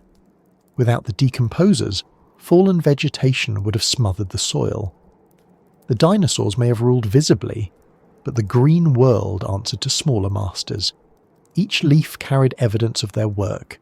Tiny holes from feeding, trails of larvae, grains of pollen that drifted unseen through the air. It is fascinating to imagine the colours of that world. Unlike the grey-green monotony we often picture from reconstructions, the Cretaceous landscape would have been vibrant. Flowers added splashes of yellows, reds and whites among the ferns. Tree bark carried hues of deep brown, orange and grey. Insects flashed metallic blues and greens as they moved. Feathers shimmered in sunlight. Even fruits and seeds came in bright shades, designed to attract attention. The planet was experimenting with colour, testing how sight could shape evolution. Fossilised leaves from this era show intricate details, veins, textures, and sometimes even the imprints of raindrops. They reveal that plant life had developed complex structures to regulate water and gas exchange. Stomata, the tiny openings on leaves, adapted to varying levels of atmospheric carbon dioxide, balancing the intake of air with the loss of moisture. These microscopic adjustments determined how efficiently the green world could function. Every living thing, no matter how large or small, depended on this invisible chemistry. In some regions, the forest gave way to open plains where different forms of vegetation took over. Here, the tall ferns and cycads formed a continuous sea of green that stretched to the horizon.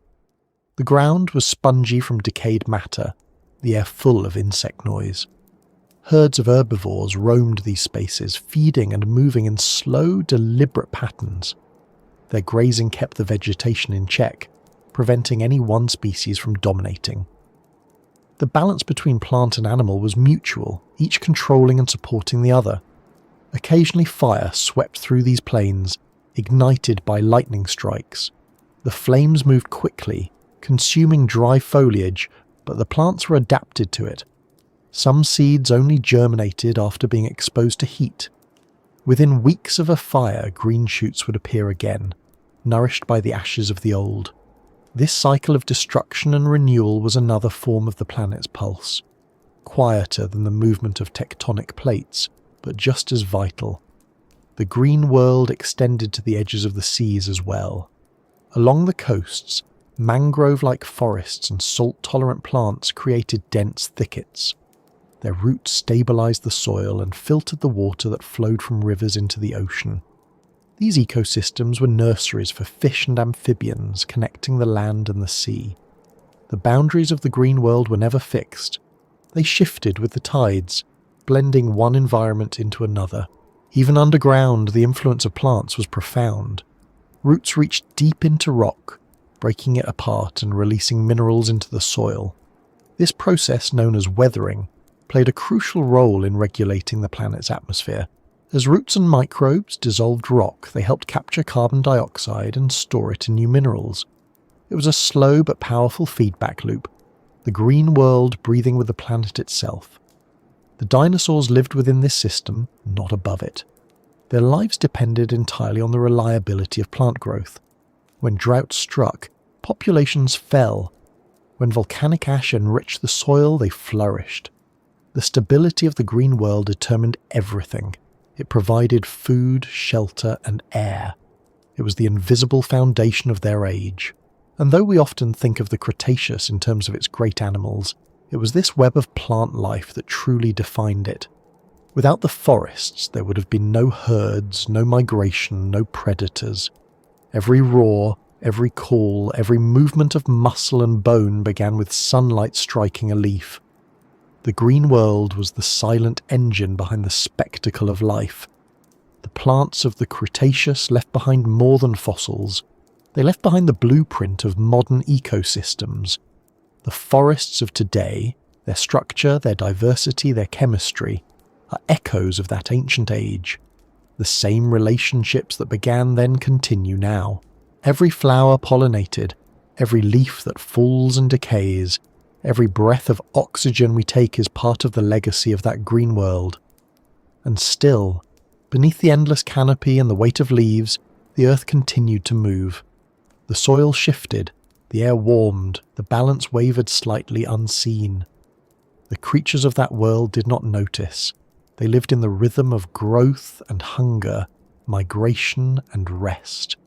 All of it synchronized with the great breathing of the planet itself. The green world carried on, its leaves whispering in the wind, its roots deep in the moving earth, unaware that its age of glory would soon give way to something far darker, not by its own failure, but by a chance event from beyond the sky. The forests of the Cretaceous stretched endlessly, alive with colour and movement, but above the canopy, across the plains, and along the wide floodplains, there was a presence that commanded all attention. The giants. They were the largest creatures ever to walk the earth. Vast bodies of muscle and bone that moved with a weight and grace that defied imagination. To live in the Cretaceous was to live in the shadow of titans. They were not mythical, not exaggerated legends, but real animals whose size alone shaped the environment around them.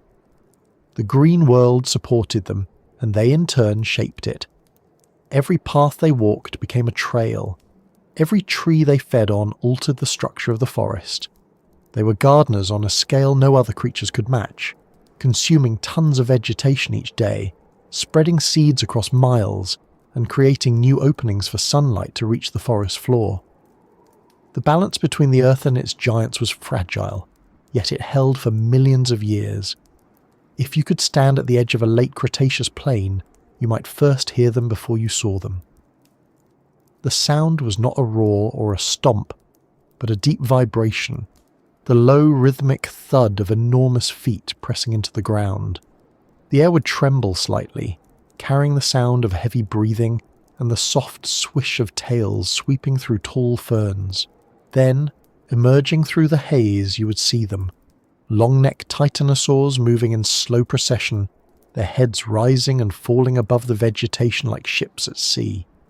These sauropods were the ultimate expression of the dinosaur body plan.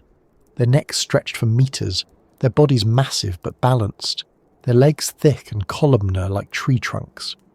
The largest among them weighed as much as 70 tons, and yet their skeletons were masterpieces of engineering, lightened by air pockets within the bone, allowing them to move with surprising efficiency. They were warm-blooded enough to sustain constant activity, but slow enough to conserve energy. Each step was deliberate, each breath deep and steady. Around them, smaller herbivores moved with quicker, sharper rhythms. Hadrosaurs grazed in herds, their duck-billed snouts sweeping through the low vegetation. They were social creatures, communicating through deep calls that carried across long distances. Fossilized crests found on some species show that they could produce resonant sounds, possibly to signal danger or coordinate movement. Their young stayed close to their sides, protected within the massive bodies that moved like a living wall. Further north, herds of triceratops wandered the floodplains. Their frilled heads and horns made them unmistakable, and their behavior likely mirrored that of modern herd animals. They were powerful but cautious, their senses tuned to the approach of predators. The horns were not just weapons, but tools of communication, displays of dominance, recognition, or even affection. When they locked horns, the sound would echo through the valley, a deep grinding of bone and muscle that left scars even on the fossilized skulls we find today. Predators watched from the edges of this abundance. The most famous among them, Tyrannosaurus rex, was both feared and misunderstood. It was massive, yes, but not reckless. Its body was built for bursts of speed, not endurance. Its sense of smell was among the most acute of any animal in history, capable of detecting prey from miles away. Its bite was strong enough to crush bone, yet its behaviour was not that of a mindless killer. It was an opportunist, a strategist. Sometimes it hunted, sometimes it scavenged. It was a creature finely tuned to the balance of its world. To see a Tyrannosaurus in motion would have been to witness a perfect combination of power and control. The muscles of its legs coiled and released with precision. Its tail counterbalanced every movement. Its head swung side to side as it advanced, eyes locked on motion. There was no wasted effort. Every step was an act of intention. And yet, for all its power, it existed within the same limits as everything else, dependent on the availability of prey, on the fertility of the land, on the pulse of the planet that fed its world. The Age of Titans was not defined by violence, though it contained plenty of it. It was defined by scale. Everything in the Cretaceous seemed larger. The animals, the trees, even the insects. Evolution had found a rhythm that favoured size. In warm climates with high oxygen levels and abundant food, bodies could grow immense without strain. Larger animals retained heat better, could travel farther, and could defend themselves more effectively. Size was both a strategy and a symptom of success, but the size came with consequences. The great herbivores needed constant access to food and water. Their migration shaped the landscape as surely as rivers did. When they moved, they trampled paths that became seasonal corridors, used again and again for generations. Plants along these paths evolved thicker bark or faster growth to recover from the constant feeding. The soil itself was turned and mixed by their weight, aerated by their steps, fertilized by their droppings. The giants were not separate from the ecosystem, they were part of its metabolism. In many ways, the world revolved around them. The predators followed their movements, scavengers fed on their remains, insects bred in their waste. Even the plants had adapted to their feeding patterns. The age of titans was a living system, and every heartbeat, every sound, every shadow belonged to that system. At night, the landscape changed. The heat of the day faded, replaced by the steady chorus of insects. The larger animals rested, their silhouettes faintly visible against the moonlit sky. Steam rose from the ground where their warm bodies had lain. Somewhere in the darkness, smaller predators hunted, taking advantage of the stillness. The world of giants did not sleep completely, it only slowed. In the southern continents, the diversity of these titans was extraordinary. South America in particular was home to some of the largest creatures that ever lived. Argentinosaurus, Patagotitan, and Dreadnoughtus moved through ancient floodplains like living mountains. Their fossils show that they travelled in groups, perhaps for protection, perhaps simply because the land could only sustain them if they moved together, feeding and moving on in cycles. Their long necks allowed them to feed on trees that would have been unreachable to smaller herbivores, and their sheer size made them nearly immune to attack. Few predators dared to challenge an adult titan. In Africa, similar giants roamed, though the species differed. The environment was drier there, dotted with wide rivers and seasonal wetlands. The dinosaurs adapted accordingly, with more efficient water retention and varied feeding strategies. Some may have migrated seasonally, following the rains. The air shimmered with heat during the day, and dust hung low near the horizon. Yet even in that harshness, life thrived, bound together by the same patterns of abundance and struggle. Asia was home to an astonishing variety of dinosaurs, from the towering herbivores to agile predators that hunted in groups. Fossils reveal evidence of coordinated hunting, trackways showing multiple individuals moving together in parallel, their footprints preserved in ancient mud. Intelligence, once thought to belong only to small creatures, was a force among the large as well. Predators had to plan, to anticipate the behaviour of prey. The green world was not only a stage for instinct but for strategy.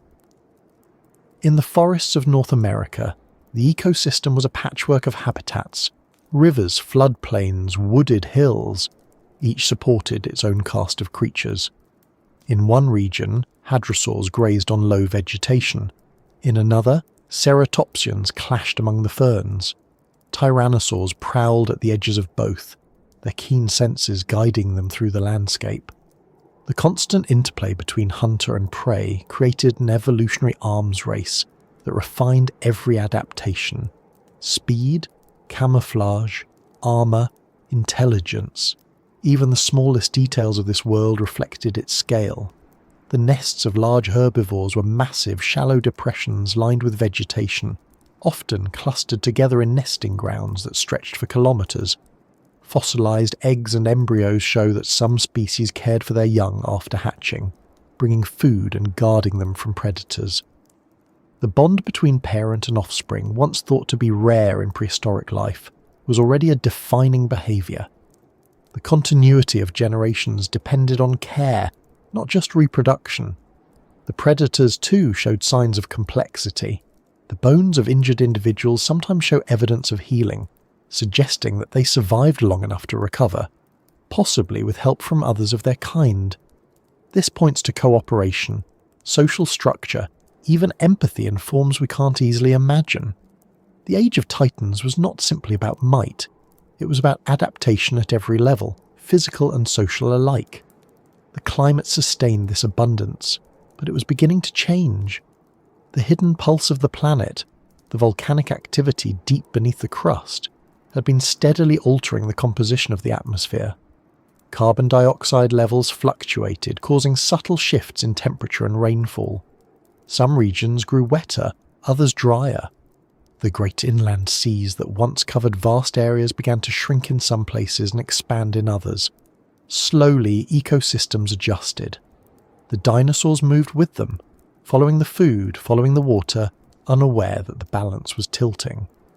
In the fossil record, these transitions are faint but visible. Layers of sediment record alternating patterns of flood and drought. Plant fossils show changes in dominant species, flowering plants becoming more common, conifers retreating. The world was evolving, not through sudden catastrophe yet, but through quiet persistence. The giants continued to roam, unaware that they were living in the closing chapter of their age. At their peak, the diversity of dinosaurs was staggering.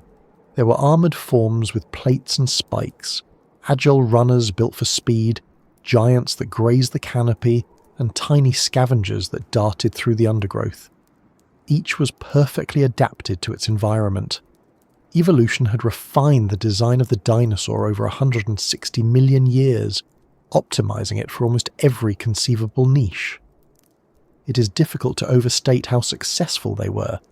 The Earth had become theirs entirely. The Age of Titans was not only a biological era, but a geological and atmospheric balance that made such creatures possible. The high oxygen content supported their metabolism. The warm, stable temperatures allowed them to breed and grow year-round.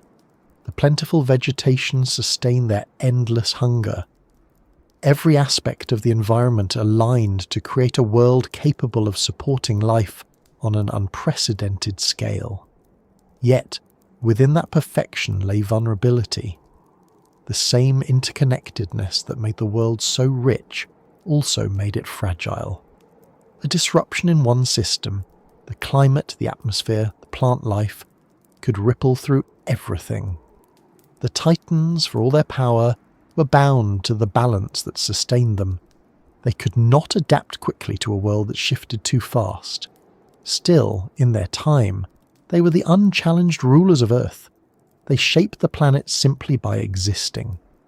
Their footprints pressed deep into the mud, leaving impressions that would harden into fossils, preserved through the ages. Their bones would become part of the Earth's stone, waiting for discovery. Even their breath, rich with carbon dioxide, fed the forest that surrounded them. They were part of the planet's circulation, the living manifestation of its strength. If you could stand among them, you might feel small, but also strangely connected. The air vibrating with the low calls of massive creatures, the ground trembling under their weight, the warmth of sunlight filtering through the haze, all of it would feel alive in a way that is difficult to comprehend now. The scale of that life, the density of it, the sense of being surrounded by living mass would have been overwhelming. The Age of Titans was not a moment of chaos or domination. It was a period of balance, the culmination of millions of years of evolution. The planet had created its masterpiece. Vast, breathing ecosystems powered by sunlight, fueled by growth, held together by the invisible rhythm of the Earth. It was a world at its most alive, and still, beneath it all the ground continued to move. The pulse of the planet never stopped. The atmosphere shifted slightly. The seas deepened. Far beyond the clouds, something small and distant moved through the dark of space, unnoticed, insignificant against the stars. The Titans went on feeding, breathing, living, unaware that their world, for all its strength, was not built to last forever. The Cretaceous world had been thriving for millions of years. The forests were dense, the seas were full, the air was rich and warm. The great creatures of land, sky and water had settled into a long equilibrium, unaware that anything could ever disturb it. Every day began the same way, sunlight spreading across misted valleys, insects lifting into the air, herds stirring in the early heat. To them, this world must have seemed eternal, but time, even then, was counting down. The last age of the dinosaurs was not yet ending, but it was already late. The final midnight was approaching quietly, hidden behind the illusion of stability. If you could have stood in that time, nothing would have looked wrong. The Earth was alive in every direction. Trees stretched into humid air. Volcanoes smouldered faintly on distant horizons. The seas shimmered with the same light that had reflected off them for ages. Animals moved through their daily cycles, feeding, nesting, migrating, all according to patterns that had worked for millions of generations. The Earth did not warn them. There was no sound of a ticking clock, no sign of approaching disaster. The ending began, like all endings do, invisibly. Beneath that calm surface, however, changes were gathering. Subtle, slow, but steady. The planet's internal pulse had grown louder. Volcanic fields in regions like what would one day become. India had entered an active phase, releasing enormous volumes of gas into the atmosphere. For thousands of years, the Deccan traps poured lava across the land, creating plateaus hundreds of meters thick. Each eruption filled the air with carbon dioxide and sulfur, altering the balance of the atmosphere. At first, the changes were minor. A few degrees warmer here, a little less rainfall there. But across millions of years, those small shifts added up. The climate of the late Cretaceous began to waver. Some regions grew drier. Rainforests retreated slightly, replaced by open woodlands. Seasons became more pronounced.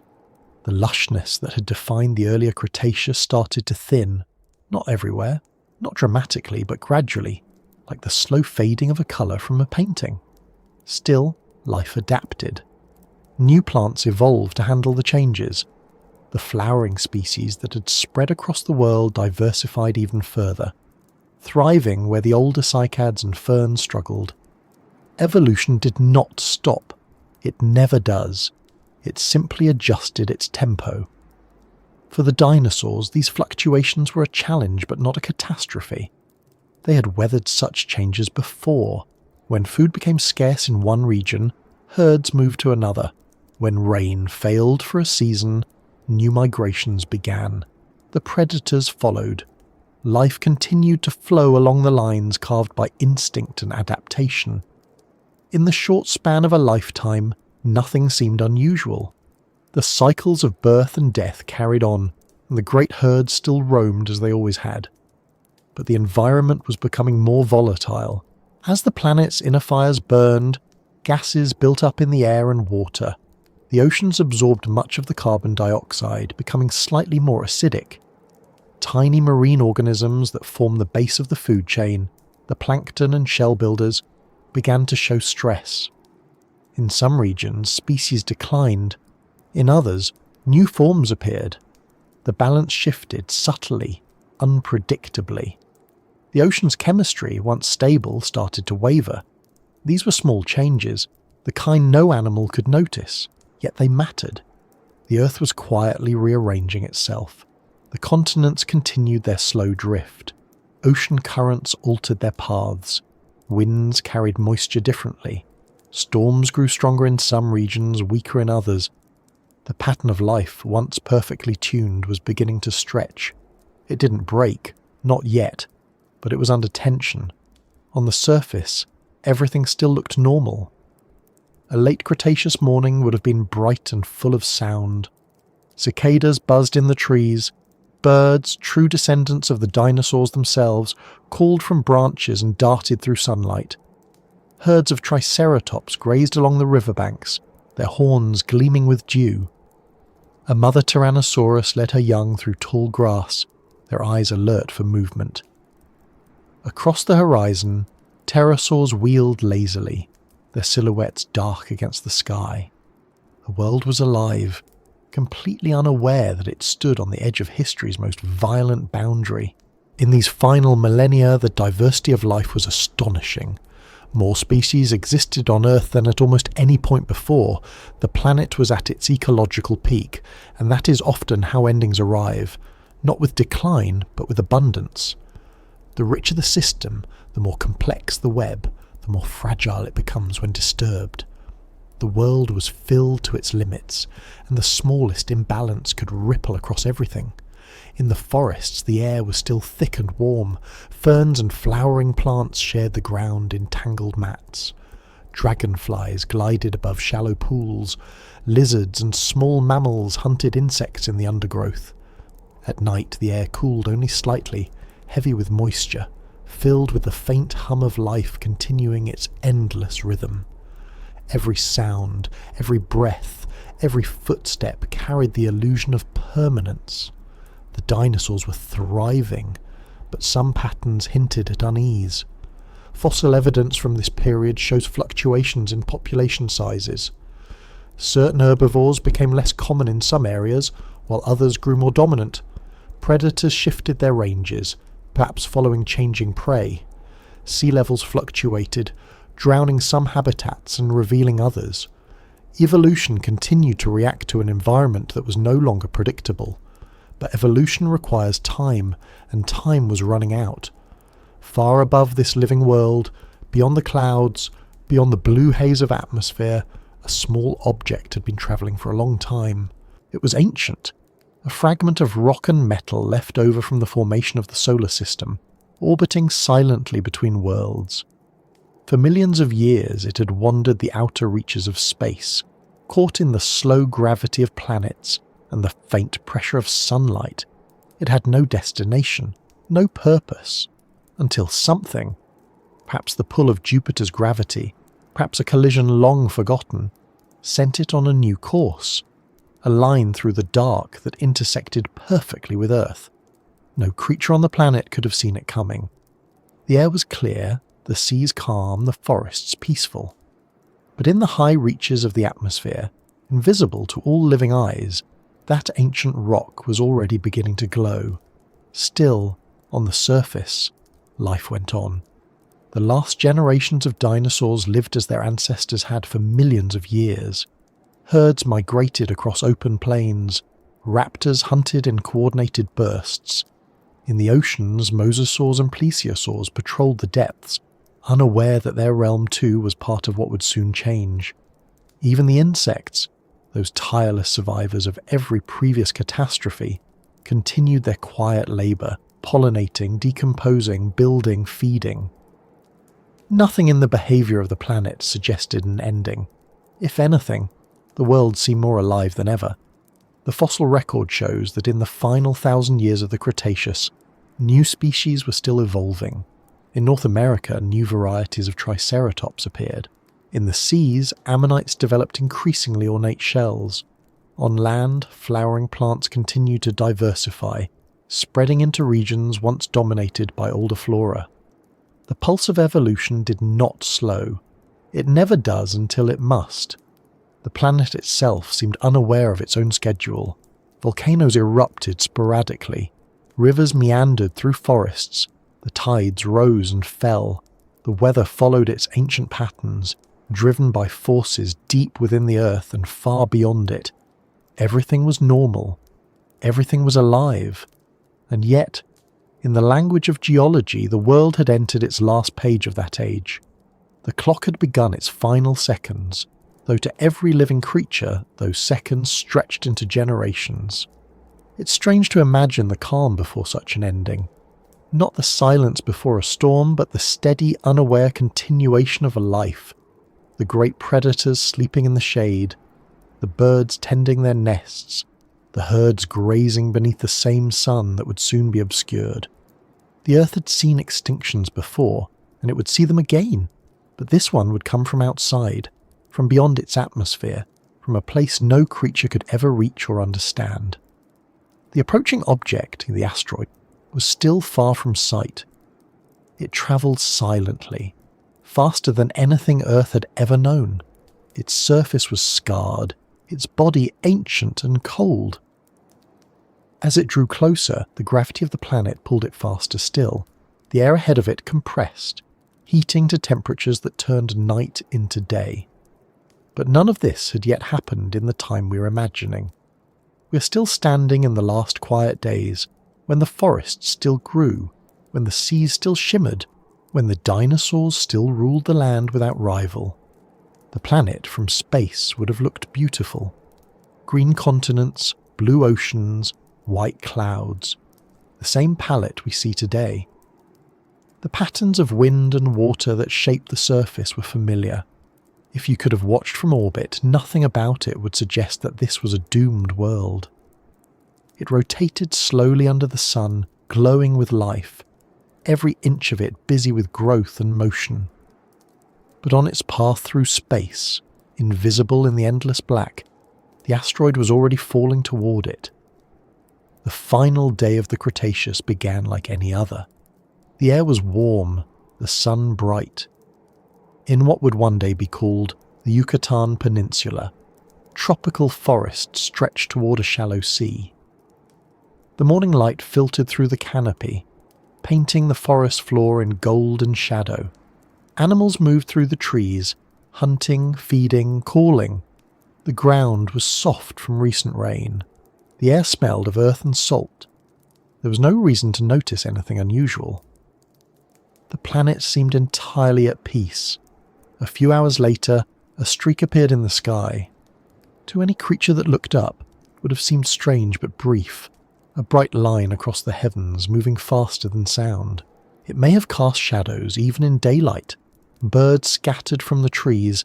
Some animals looked up, confused by the flash of light that lasted only seconds, and then the world changed forever. The asteroid entered the atmosphere at nearly 70,000 kilometers per hour. The air in front of it compressed violently, heating to temperatures that turned the object into a white-hot sun. It exploded through the sky, leaving behind a column of fire that stretched from space to the surface. In its final seconds, it struck the Earth with the energy of billions of atomic bombs. But that impact, that incomprehensible moment, belongs to what comes next. For now, we are still in the last instant before it happens. The herds are still grazing, the forests are still breathing, the air is still thick with the sounds of life. Every creature on the planet is living its last normal moment. The planet holds its breath, though no one can feel it.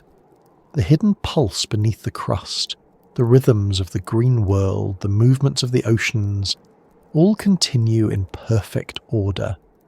The Earth is unaware, just as its inhabitants are unaware, that the clock has struck the invisible hour. In the great scheme of time, it is only a heartbeat, a blink, the final calm before a storm that will erase almost everything. But in that blink, the world is complete, beautiful, alive, and at peace. The last rays of sunlight pass through the forests, through the wings of pterosaurs gliding over the sea, through the scales of a sleeping giant resting beneath the trees. Shadows stretch across the land. The air is still. The day ends like every other. And somewhere above the clouds, unseen, the end of an age is already descending. The asteroid that would end the Cretaceous entered the atmosphere in silence. There was no warning, no tremor, no light visible long enough to interpret. It came from beyond the blue, from the cold dark between worlds, drawn inward by gravity and inevitability. A visitor from the void, ancient, indifferent, carrying no malice and no intention, only momentum. Its story was as old as the solar system itself, a fragment of rock and metal that had drifted for millions of years, a relic of the time when planets were still forming, when everything was collisions and dust and fire. By the time it reached the edge of the atmosphere, it was travelling faster than any sound the Earth had ever produced. The air in front of it didn't have time to move aside. It was crushed, compressed, and heated until it glowed like the surface of the sun. For a moment, the entire sky above what would one day be Mexico became brighter than daylight. Creatures on the ground froze, blinded by the sudden flash. Birds took off in panic. Animals scattered into the forest. In that instant, the planet's surface met an object that had been on its way for tens of millions of years. The impact happened near the shallow waters of the Yucatan Peninsula, where the sea met low coastal forests. The asteroid, about 10 kilometers wide, struck at an angle, releasing an energy beyond comprehension. The blast was equivalent to billions of nuclear explosions. In less than a second, the object vaporized, along with the rock, water and atmosphere around it. A crater more than 180 kilometers across was gouged into the crust. The bedrock melted. Shock waves rippled outward faster than sound, racing through land and ocean alike. The explosion tore apart the atmosphere. A column of vaporized rock and molten debris shot upward, piercing the sky, rising through the stratosphere and beyond. Within minutes, material from the impact began falling back to Earth as glowing fragments, raining down across continents. The friction of their re-entry turned the upper atmosphere into a furnace. For a short time, perhaps less than an hour, the entire surface of the planet glowed dimly in infrared light, heated by the returning debris. Forests ignited spontaneously. The air shimmered with heat. Everything alive beneath that sky experienced it in a different way. The creatures nearest the impact never had time to know what had happened. The blast wave flattened everything for hundreds of kilometers, leveling forests, boiling seas, and hurling debris across the landscape. Further away, the shock arrived as a wall of wind and sound that tore through the air, toppling trees and scattering herds. Those who survived that first instant faced something worse, a rain of fire. Tiny droplets of molten rock, ejected from the impact and cooled into glass as they fell, rained from the sky for hours. These spherules covered the ground, burned forests, and filled the air with dust and ash. The planet that had been green and bright was suddenly lit by countless fires. Even creatures far from the impact felt the heat. The surface temperature rose sharply, and the air filled with smoke dense enough to blot out the sun. In the oceans, the shock was different but no less devastating. A wave hundreds of meters high raced outward from the impact site. It crossed entire seas, hitting coastlines with unimaginable force. Coral reefs, beaches, and coastal forests were ripped apart. The wave carried debris, rock, trees, carcasses, far inland, then retreated, leaving chaos in its wake. The noise was constant, unending, a low roar that rolled across the planet for days. The fires burned for weeks. Vast regions of forest turned to ash. The smoke mixed with vaporized rock and sulfur from the impact, forming a dense cloud layer that encircled the planet. The sunlight dimmed, then disappeared entirely. The day turned into a dim twilight that lasted for months. Photosynthesis stopped. The green world went silent. Animals that depended on plants for food starved first. Herbivorous dinosaurs, so vast and powerful in life, could not find enough to eat. Their massive bodies, built for abundance, were too large for scarcity. One by one, the herds weakened. Predators, deprived of prey, followed. The ecosystems that had thrived for millions of years collapsed in a matter of weeks. The smaller creatures fared better. Mammals, birds, insects and reptiles that could hide, burrow or go dormant stood a chance. Their size became their advantage. They needed less, could survive longer, could eat what others could not.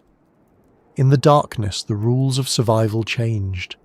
The titans that had ruled the land were no longer suited to the world that remained. The planet had tilted toward the small and the adaptable. The ocean life suffered its own catastrophe. The debris that filled the atmosphere eventually settled into the seas, mixing with acid rain produced by the chemical reactions in the air. The surface waters grew acidic, dissolving the shells of plankton and corals. The foundation of the marine food chain broke apart. For a time, the oceans were quiet, empty of movement except for the slow drifting of the dead. Yet, even in the midst of this devastation, the planet itself continued its slow rhythms. The tectonic plates moved. Volcanoes erupted. Rivers shifted their courses. Life did not stop entirely at some, it simply hid. Seeds buried in the soil waited for sunlight to return. Burrowing animals clung to the warmth underground. Insects found shelter in the crevices of bark and stone. The earth, though wounded, was still alive. Its hidden pulse continued. After the first few weeks, the fires began to fade. The smoke that had darkened the skies spread across the entire planet, blocking sunlight almost completely. Global temperatures dropped sharply. The heat of the fires gave way to a sudden, bitter cold. The world entered what scientists call an impact winter, a period when the sun's light was so reduced that photosynthesis nearly ceased. For months, perhaps years, the surface of the planet was dim and freezing. Snow fell even in tropical regions. The air grew still, heavy with dust and ash. The once loud world became quiet. The forests, stripped of leaves and branches, stood like blackened skeletons. The great rivers slowed, choked with debris. The ocean's surface cooled and life retreated into the depths. Everything that had thrived in the warmth of the Cretaceous now faced a silence that stretched beyond comprehension. In that silence, the survivors waited. Some creatures, like small mammals, fed on roots, insects, or anything they could find. Birds that could eat seeds endured the darkness longer than those that fed on insects. Crocodiles, turtles, and amphibians survived in the water, their slow metabolisms allowing them to endure scarcity. Life's persistence was not dramatic. It was quiet, cautious, almost invisible. The impact had reshaped the world physically as well. The crater that formed in the Yucatan became a scar hundreds of kilometers wide, later buried under layers of sediment but never gone. The shockwave fractured the crust for thousands of kilometers, triggering volcanic eruptions and earthquakes. Tsunami deposits can still be found in rock layers across continents, evidence of the waves that reached as far as what is now North America's interior. The planet itself bore the memory of the event in every layer of stone. Months passed, then years. The dust in the atmosphere slowly began to settle. Sunlight, faint and filtered, returned in thin beams. The fires were gone, replaced by frost. The earth was no longer warm and humid, it was pale and dry. The great age of dinosaurs was over, but the planet itself remained. When sunlight finally returned fully, it was weak at first. The atmosphere had been permanently changed. The high levels of carbon dioxide and sulfur altered the climate, making it unpredictable. The forest did not regrow evenly. Some areas recovered, others stayed barren. But wherever life had managed to survive, in burrows, in the deep sea, in seeds, it began to emerge again. The first green shoots appeared on the ashen ground, small and fragile but alive. The age that followed would belong to the descendants of those survivors. Mammals, which had lived in the shadows for so long, began to diversify. Birds, the only surviving dinosaurs, filled the skies that had once belonged to their ancestors. The Earth began to rebuild, slowly, patiently, as it always had. But for a long time, the silence remained. The extinction that followed the impact wiped out about 3/4 of all species on Earth. Almost every large animal vanished. The dinosaurs that had ruled the land, the great reptiles of the seas, the flying pterosaurs, all gone. The world that emerged after was smaller, emptier, but open to new possibilities. The planet had turned a page, not out of choice, but because that is what time does. The visitor from the void had not intended destruction. It was a simple consequence of motion, of physics, of chance. It carried no awareness of what it had done. After striking the Earth, most of it vaporized, becoming part of the air and water it destroyed. The rest sank into the molten rock beneath the crater. Its journey ended, but the story it triggered continued for millions of years. In the grand scale of time, the impact was brief. Seconds of violence that reshaped the planet for eons. The age of Titans ended in fire and darkness, and from that darkness the future began. Every species that exists now traces its survival, directly or indirectly, to those few that endured the aftermath. The world we live in is the child of that catastrophe. Even now, the Earth remembers.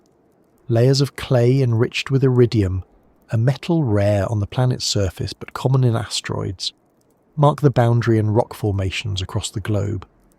It is a line that separates two eras, the world before, filled with giants, and the world after, filled with new beginnings. To stand before that line in stone is to look at the moment when everything changed. For the planet, it was another transformation in a long series. For life, it was the Great Reset.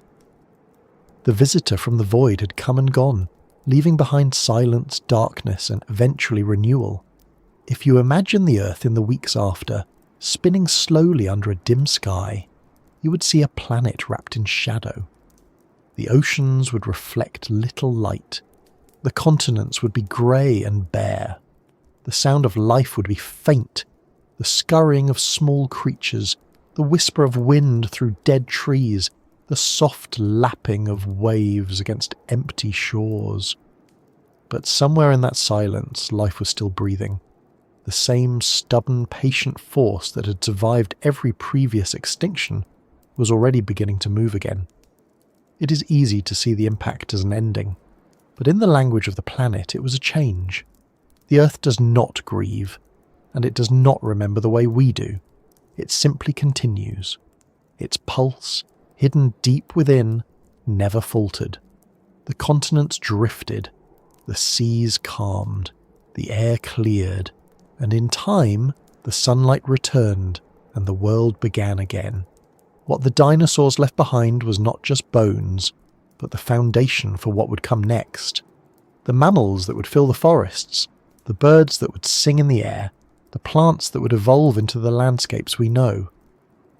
The visitor from the void had brought destruction, but it had also cleared the way for a new story. The Earth, in its vastness, turned tragedy into renewal. Above the planet, the stars continued to burn, silent and distant, unaware of what had happened to one small world among billions. The asteroid belt from which the visitor had come remained. Other fragments drifted still, their orbits crossing paths that might, one day, intersect again. But for now the void was quiet. The Earth spun slowly beneath the remnants of its own fire, waiting for the light to return. And when it did, faint and golden through the clearing air, the planet looked unchanged to the universe. It still glowed blue and white and green. It still turned under the same sun. But everything upon it had changed forever. It began as a bright streak across a clear sky, a line of light that moved too fast for the eye to follow, too silent to warn what was coming. For the creatures below, it was nothing more than a passing brightness, a curiosity glimpsed between the leaves or reflected in still water. The herds didn't stop feeding. The birds didn't stop calling. The air was warm and full of life. Yet in that same moment, the balance that had lasted for millions of years was about to disappear. The day the sky fell was not a slow unravelling. It was a single instant when everything changed. The asteroid entered the atmosphere at 70,000 kilometers per hour. It was already glowing white hot, its surface vaporizing as it met the resistance of air. The friction produced a column of plasma that stretched from space to the ground, heating the air to thousands of degrees. Before it even touched the Earth, shockwaves rippled outward, flattening the sky itself. And then, in a flash shorter than a heartbeat, the asteroid struck. The point of impact was a shallow sea in what would one day be the Yucatan Peninsula. The explosion released energy equivalent to 10 billion Hiroshima bombs. The asteroid itself was obliterated instantly, its mass converted into heat and shock. The ground at the impact site vaporized. Rock melted and flowed like liquid. The air turned to fire. The pressure wave expanded outward faster than sound, tearing through the atmosphere in all directions. If you were anywhere within 1,000 kilometers, you would not have seen it, only light, so intense it burned before you could look away. The forests ignited instantly. Trees vaporized into flame. Animals caught in the open disintegrated where they stood. Even hundreds of kilometers from the impact, the blast flattened everything in its path. The wave moved at supersonic speed, tearing the air apart, creating winds more powerful than any storm in the planet's history. The shock continued through the ground, triggering earthquakes across continents. Mountains quivered, rivers changed direction. The crust of the earth flexed like a drum. The sea itself was lifted, displaced outward, sending waves hundreds of meters high, racing across the globe. Coastlines vanished. Islands disappeared beneath walls of water. The entire planet shook as if the core itself had been struck. Above, the sky was a furnace. The impact had thrown trillions of tons of molten rock and vapour into space. For a moment, the planet was surrounded by a halo of glowing debris, a ring of incandescent dust that encircled the Earth. much of it fell back within hours, re-entering the atmosphere as a rain of fire. These fragments, some no larger than grains of sand, heated the air through friction. The entire upper atmosphere burned. From pole to pole, the air glowed red-orange, and the surface of the planet was bathed in infrared heat strong enough to ignite forests across continents. Even those far from the blast felt the heat. Temperatures at ground level rose suddenly, not from sunlight, but from the atmosphere itself. Plants curled and blackened. Animals fled in confusion, seeking shade where there was none to be found. The fires spread rapidly, merging into vast infernos that consumed everything from coast to mountain. Smoke rose in colossal plumes, joining the dust and vapour already filling the air. Within hours, the sky that had been bright blue turned dark and turbulent. At sea, the devastation took a different form. The impact had vaporized the shallow waters of the Gulf, sending superheated steam into the atmosphere. The waves that followed were immense, travelling at the speed of a jet. When they reached other shores, the coasts of North America, Africa, Europe, they were still tens of meters high. The force of the water scoured everything in its path, carving new shorelines and depositing sediments that would one day become layers of rock, silent records of the flood. The creatures of the ocean suffered as well. The initial blast boiled the water near the impact site.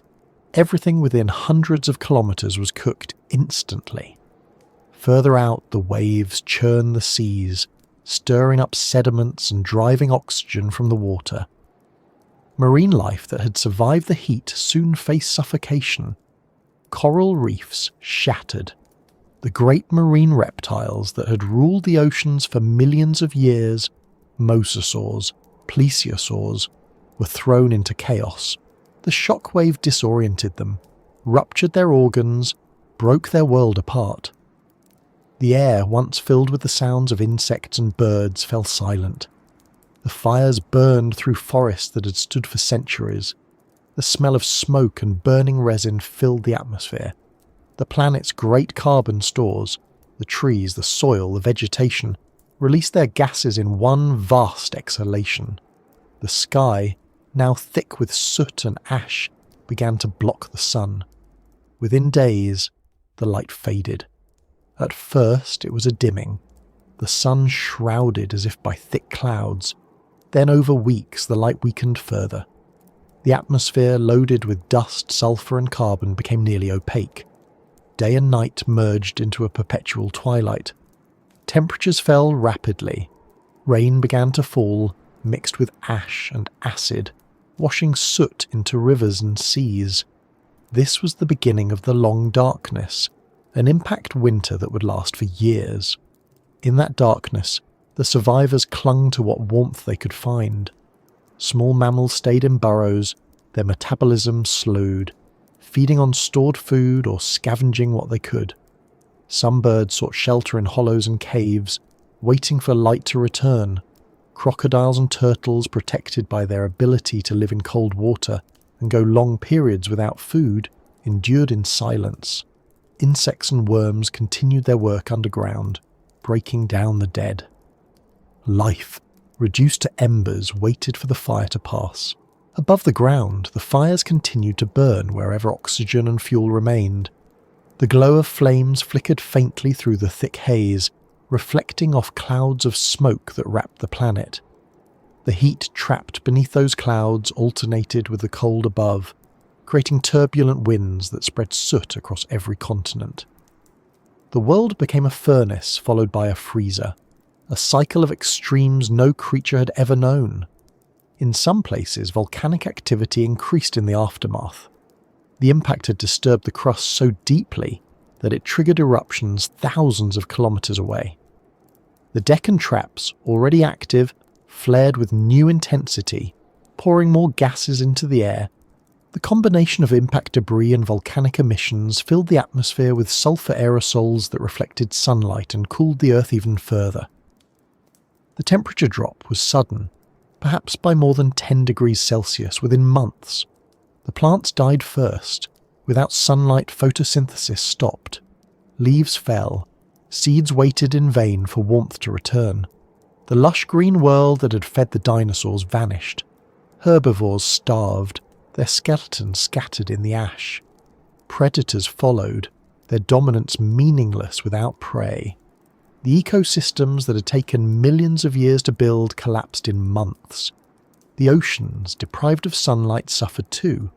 Phytoplankton, the microscopic plants that formed the base of marine food webs, could no longer survive in the darkened waters. With them gone, everything above them starved. Fish, ammonites, marine reptiles, all declined rapidly. The once living seas turned still, and yet, even in that silence, life persisted. Some forms of plankton survived in deeper waters, feeding on chemicals rising from the ocean floor. Bacteria thrived around volcanic vents, using heat and minerals to sustain themselves. On land, spores and seeds lay dormant, waiting for the chance to sprout. The planet was wounded, but not dead. The impact dust took years to settle. Each day, less sunlight reached the surface. Each night, the cold deepened. Glaciers formed briefly near the poles. Rain turned to snow even in regions that had once been tropical. The Earth entered a kind of suspended state, neither alive nor lifeless, a world in recovery from trauma. The air was thin and acrid. The ground was littered with ash. The oceans were dark and cold. But beneath the surface, beneath the ruins of the biosphere, life's mechanisms continued their quiet work. Eventually, gravity and time began to clear the sky. The larger particles fell first, creating layers of clay that would one day mark this event in stone. The fine dust lingered longer, keeping the world dim but no longer black. Slowly, over years, the light returned. The first sunrise after the impact would have been faint, filtered through haze, the sun a dull orange disk instead of the brilliant gold it once was. But even that light was enough to begin renewal. The surviving plants responded first. Seeds that had lain buried began to germinate. Ferns were among the first to return, their spores spreading quickly across the barren land. Fossil records show what paleontologists call a fern spike, layers of fossilized spores marking the brief dominance of ferns in the years after the impact. They grew where nothing else could, stabilizing soil and preparing it for the forest that would come later. With the plants returned, the air changed again. Oxygen levels began to rise, small insects reappeared. The smallest mammals, those that had survived in burrows and hollows, ventured out. They fed on insects, roots, and carrion. The world was quiet, subdued, stripped of its giants, but it was alive again. The Earth did not recover evenly. Some regions remained wastelands for centuries, others rebounded more quickly. The patterns of rainfall and temperature had shifted permanently. Entire ecosystems were gone, replaced by new ones that evolved from the remnants. The world that emerged was familiar but altered, a reset planet. The day the sky fell had ended the age of the dinosaurs, but it had not ended life. It had forced it to change, to begin again under new rules. The survivors became the ancestors of everything that would follow, the mammals that would diversify into new forms, the birds that would carry the legacy of the dinosaurs into the future, the plants that would rebuild the green world from its ashes. The sky that had once been filled with fire cleared eventually. The stars returned, dim at first, then bright again. The same constellations that the dinosaurs had unknowingly lived beneath shone on a new world, one quieter, colder and smaller, but full of potential. The Earth had endured another transformation, as it always had, and the memory of that day would remain in its rocks forever. In the stillness that followed, the planet spun on, its hidden pulse unchanged. The crust cooled, the seas calmed, the atmosphere settled, the ashes fell like snow, covering the bones of the titans and the ruins of the forests. Time began its slow work of forgetting. What had been a single day of destruction would become, in the language of geology, a thin line between ages. The moment when one world ended and another began. The day the sky fell was the end of everything that had been familiar for over 100 million years. Yet, in that ending, the seeds of all future life had already been sown. The sunlight returned, faint but real, and the earth, as it always does, began to heal. After the fire and the thunder faded, after the shock waves stopped echoing through the crust, there was silence. The planet, once full of movement and sound, had gone still. The fires that had swept across the continents had burned everything they could reach. The skies were thick and dark, filled with smoke and ash that blotted out the sun. The air was heavy with the scent of soot and minerals. The residue of forest turned to dust. This was the beginning of the long night. For days, the world remained dim, the sky a dull red-brown that never brightened. Then even that faded to grey, and finally to black. The sunlight could no longer penetrate the clouds of dust and debris suspended high in the stratosphere. Across every continent, temperatures began to drop. The air that had been hot enough to ignite wood now cooled faster than the surviving creatures could adapt. The warmth of the Cretaceous vanished in weeks, replaced by a deep, unrelenting chill. The long night after the impact was not simply darkness. It was absence of light, of heat, of sound. The forest stood as blackened skeletons, their trunks stripped of bark and leaves. The seas reflected nothing. The wind moved in slow, irregular currents, carrying fine ash that settled in layers across the land. Each particle was a memory of what had burned. In that darkness, the rhythm of life slowed to almost nothing. The great dinosaurs that had dominated the planet were gone. Their bones lay buried in the ash, still warm from the fires that had consumed them. The giants that had fed on trees, the predators that had ruled the plains, the creatures of the seas and skies, all had vanished. What remained was a planet emptied of its familiar voices. Yet not all life ended. Some forms had found shelter before the firestorm. In burrows beneath the earth, small mammals huddled together, their bodies pressed for warmth. They lived on stored seeds, on roots, on the remains of insects that had also hidden underground. Their metabolism slowed to conserve energy, their hearts beating in rhythm with the fading warmth of the soil. They were not the rulers of this world, not yet. They were its survivors. In the water, crocodiles and turtles endured, their slow bodies suited to starvation and cold. They could remain motionless for months, waiting. Amphibians burrowed into the mud of dried lakes, their skin absorbing what little moisture remained. Insects, always resilient, retreated into the cracks of stone and bark, their eggs sealed against the cold. Bacteria and fungi thrived on the vast decay that now covered the earth. Life did not stop. It only withdrew, conserving itself in silence. The oceans had turned dark and acidic. The debris from the impact rained down for months, mixing with the water, forming carbonic acid that corroded shells and coral. The upper layers of the sea, once alive with plankton, grew empty. The food chains collapsed. Only in the depths, near volcanic vents, did ecosystems remain stable. There, far below the reach of sunlight, chemosynthetic life continued, bacteria feeding on minerals and heat, forming the foundation for worms, crustaceans, and strange creatures adapted to the darkness. They had no need for the sun. Their world was ancient, self-contained, untouched by the chaos above. On land, the ash settled in thick blankets, smothering what had survived the flames. Rivers clogged with silt and debris, their waters turning sluggish and opaque. The air, once warm and heavy with the scent of plants, smelled now of sulphur and wet stone. Acid rain fell steadily, washing the soot from the atmosphere but poisoning the ground in the process. Lakes turned black. The first snow fell soon after, fine and grey mixed with ash, covering the world in a strange stillness. The long night stretched into months. In some places, the darkness was so complete that even the stars were invisible. The atmosphere was choked with dust high enough to scatter starlight before it reached the ground.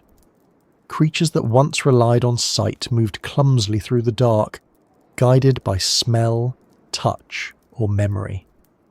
Many failed to find food or shelter and died quietly, their bodies becoming part of the new soil forming across the world.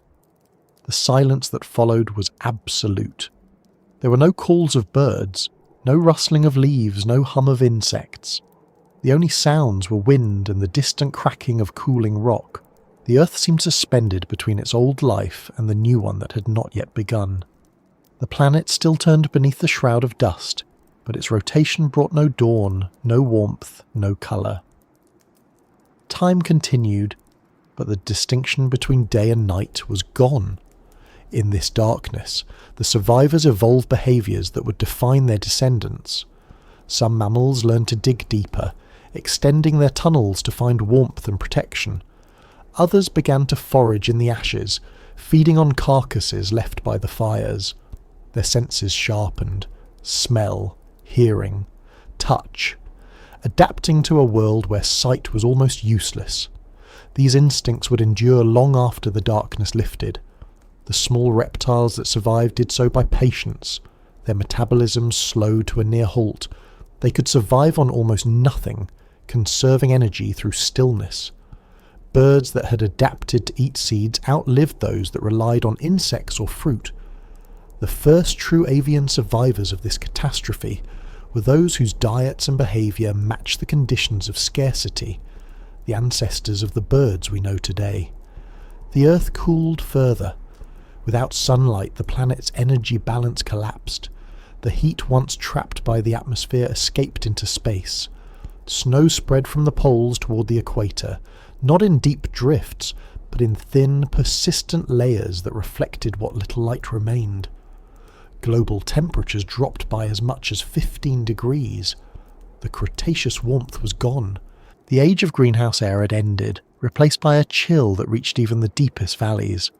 Fossil evidence from this time reveals the extent of the collapse.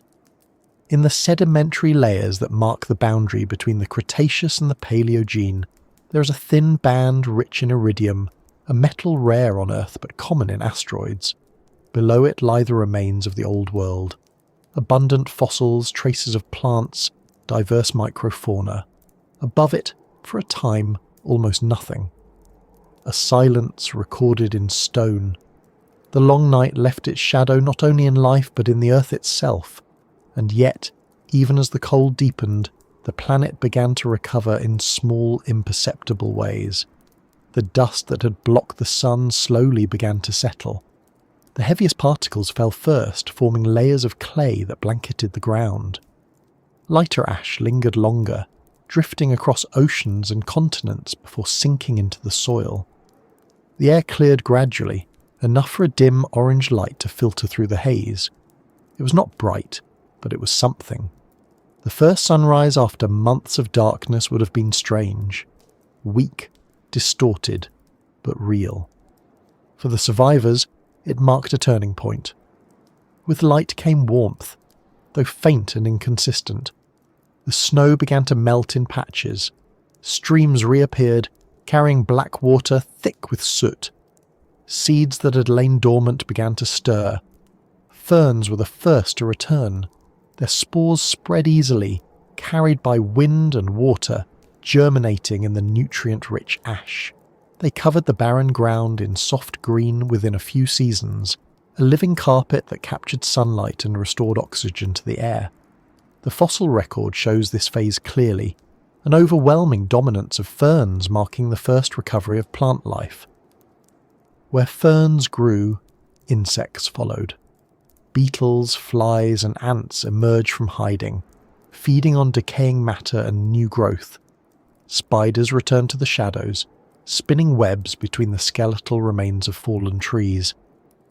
The air filled once again with motion, faint at first, then more constant. Each returning insect marked a step toward renewal. Small mammals ventured out from their burrows. Their eyes squinted in the weak light, their noses twitching at unfamiliar scents. The world they found was unrecognizable, silent, grey and empty, but it belonged to them now. They fed on insects, roots, and the occasional carcass. Some climbed the stumps of burned trees, exploring the open space that had once been dense forest. The absence of larger predators gave them freedom they had never known. Birds followed, emerging from hidden nests. Those that survived the long night began to spread, feeding on seeds and small prey. Their calls returned to the air, tentative at first, then stronger. Sound began to fill the silence again. The earth was waking slowly, cautiously, but unmistakably.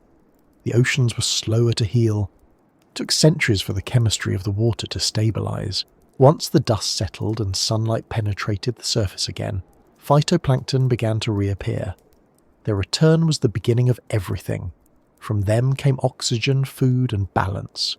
The first blooms were small, patchy, but within a few thousand years they had spread across the seas once more. The marine world followed the same quiet pattern as the land. Slow revival, small steps, resilience born of simplicity. Even as life returned, the planet was different. The climate was cooler, the air thinner, the sunlight sharper after passing through an altered atmosphere. The lush humidity of the Cretaceous was gone. In its place came a world of seasons, of contrast. Wet and dry, cold and warm. The balance that had allowed the great reptiles to thrive was broken forever. In its absence, something new began to take shape. The mammals, once small and unremarkable, began to change. With no giant predators to keep them in check, they diversified quickly. Some grew larger, others specialized, digging, climbing, swimming. Their intelligence and adaptability became the tools of survival in a world that no longer rewarded size but versatility. Evolution moved faster now, filling the empty spaces left behind by the dinosaurs. The long night, which had seemed endless, gave way to a slow dawn. The sun rose higher each day. The air cleared. The plants grew taller. Forests began to return, though they were not the same as before. New species of flowering plants took root, spreading across continents. The world had reset, its ecosystems rebuilt from the simplest survivors upward. In the layers of rock that record this time, there is no clear line between destruction and renewal. The two are intertwined. The same processes that ended one age made the next possible. The fire that destroyed the forests enriched the soil for the new ones. The cold that wiped out species made room for others better suited to change. The silence that followed the impact was not just an ending. It was space for the beginning that followed. From space, the Earth would have looked normal again long before life fully recovered. The clouds cleared, the oceans shone blue, the continents greened slowly. But beneath that surface, the structure of the living world had been rewritten. The long night after the impact had ended an era that had lasted for 160 million years. What came after would be something entirely different. And even as the world warmed again, even as forests returned and animals multiplied, traces of that night remained everywhere. In the soil, in the oceans, in the DNA of every survivor there was memory, not of fear or pain, but of endurance. The planet had passed through fire and shadow and come out changed, smaller, quieter, but still alive. The long night was over, but its echo continued, in the rhythm of seasons, in the adaptation of species, in the understanding that even the greatest empires of life are temporary. The earth kept turning, the sun rose higher, and the survivors carried the story forward, unaware of the age they were about to create. When the light finally returned to the earth, it revealed a world unrecognizable from the one that had come before. The long night had stripped the planet bare, leaving behind a canvas of ash and stone. The forests were gone, the seas were quieter, and the air was thinner and cooler. What life remained moved slowly, cautiously, as though testing the edges of survival itself. The giants had vanished, their bones buried in the new soil forming from layers of dust and time. What remained were the survivors, the small, the quiet, the unnoticed. They were not the rulers of this new world, not yet. They were its remnants, its inheritors by chance and resilience. In the stillness that followed extinction, the future belonged to those who could endure the emptiness. The world's pulse had not stopped, but it beat more softly now, measured and faint beneath the shifting crust. And upon that subdued earth, life began to rebuild. The first signs of recovery were faint, almost invisible. Ferns spread quickly across the land, their spores carried by wind into every open space. They grew in thick mats over the ash, their roots stabilizing the fragile soil. Their return gave the planet a new shade of green, duller, lower to the ground but alive. Insects returned soon after, feeding on decay and new vegetation. Beetles, ants and flies adapted easily to the cooler air and the new plants. With them came spiders and other small predators, rebuilding the lower layers of the food chain. The foundations of ecosystems formed again quietly, unnoticed by any eye that could see their importance. The animals that had survived the impact came out cautiously. They were creatures of the edges, burrowers, scavengers, opportunists. The world they emerged into was one of silence and opportunity. With the great predators gone, no single species dominated. Each pocket of life grew according to what the environment would allow, and in that openness, evolution found new directions to explore. Mammals were among the most successful survivors. Before the impact, they had lived in the shadows of the dinosaurs, small nocturnal creatures that fed mostly on insects, seeds or eggs. They had learned how to hide, how to adapt quickly, how to survive with little. These were the traits that saved them. In a world of scarcity, they could live on almost anything. Their ability to regulate body temperature, their intelligence and their social behaviour gave them advantages in a landscape that had lost its stability. Most of these early mammals were small, no larger than rats or rabbits. They lived in burrows or crevices, venturing out only when necessary. Some species fed on insects, others on plants or carrion. Fossil evidence suggests that many of them were generalists, able to shift their diets depending on what was available. This flexibility was crucial. In a world that changed so drastically from year to year, specialization was dangerous. Versatility meant survival. Birds too endured. The ones that survived were not the large gliding species of the open skies, but smaller, ground-dwelling or seed-eating forms. Their ability to fly gave them mobility, allowing them to seek food and shelter across wide areas. Their feathers, which had once evolved for flight and display, now provided insulation against the cold. In the ashes of the Cretaceous, they found refuge among fallen trunks and sparse vegetation. They nested in the remnants of forests, building small colonies where the sunlight returned. These birds were the bridge between two ages, the last link to the world of the dinosaurs and the first voices of the new era. Reptiles survived as well, though fewer in number. Crocodiles and turtles, creatures of endurance and patience, weathered the crisis with little change. Their slow metabolisms allowed them to survive long periods without food. They retreated into rivers, lakes, and coastal swamps where water buffered the extremes of temperature. When warmth returned, they emerged to bask in the pale sunlight, unchanged while the world around them had transformed. Their survival was not innovation but persistence, an echo of deep evolutionary success. Insects flourished again quickly, as they always have. Their small size, rapid reproduction, and adaptability made them nearly immune to extinction. They became the engineers of recovery, decomposing the dead, pollinating the new plants, and providing food for everything that followed.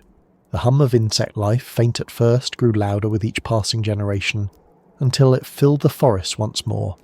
It was the sound of the earth restarting itself. In the oceans, life took longer to recover.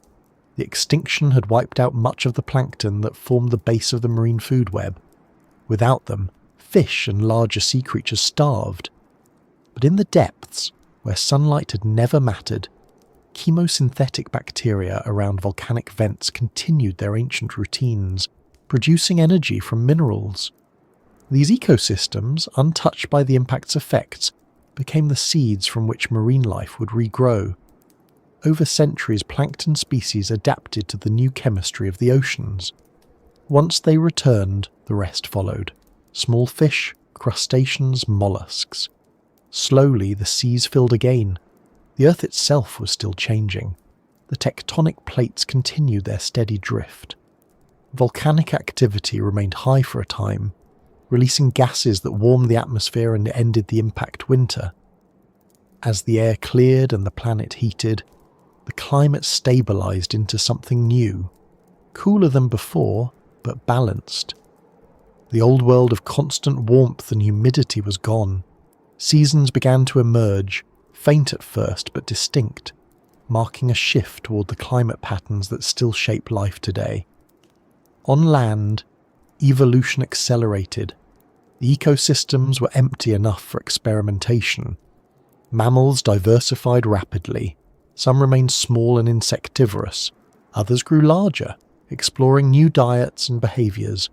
Within a few million years, there were herbivores that grazed on ferns and early flowering plants, and predators that hunted them. The age of the dinosaurs had ended, but the age of mammals had begun. Fossil layers from this time show the explosion of diversity. Jawbones, teeth, and skulls appear in abundance, each shaped for a slightly different way of life. Some species developed stronger jaws for chewing tough vegetation. Others evolved nimble limbs for climbing or running.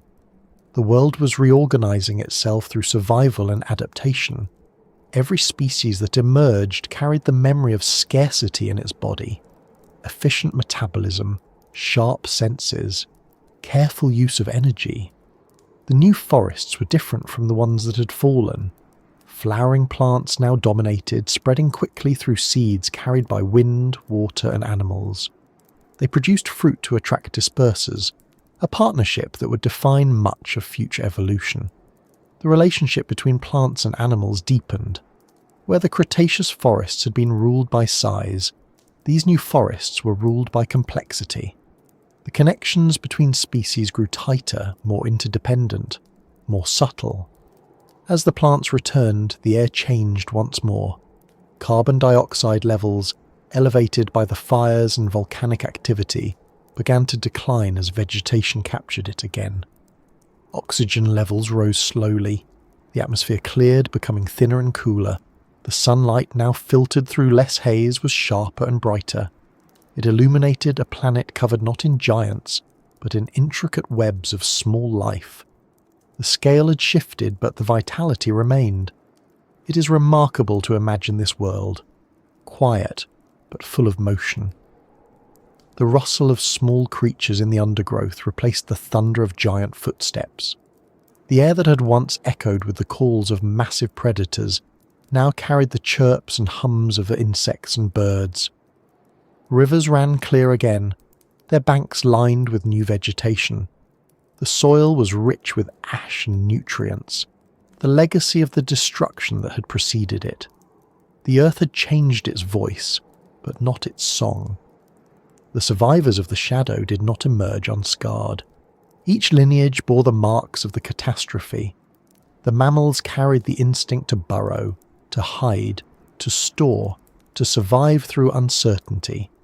The birds retained the caution of their ancestors, the quickness to flee, the awareness of sudden change. The reptiles kept their patience, their ability to endure long periods of stillness. Even the plants evolved resilience, seeds that could wait through years of darkness, roots that could withstand drought or flood.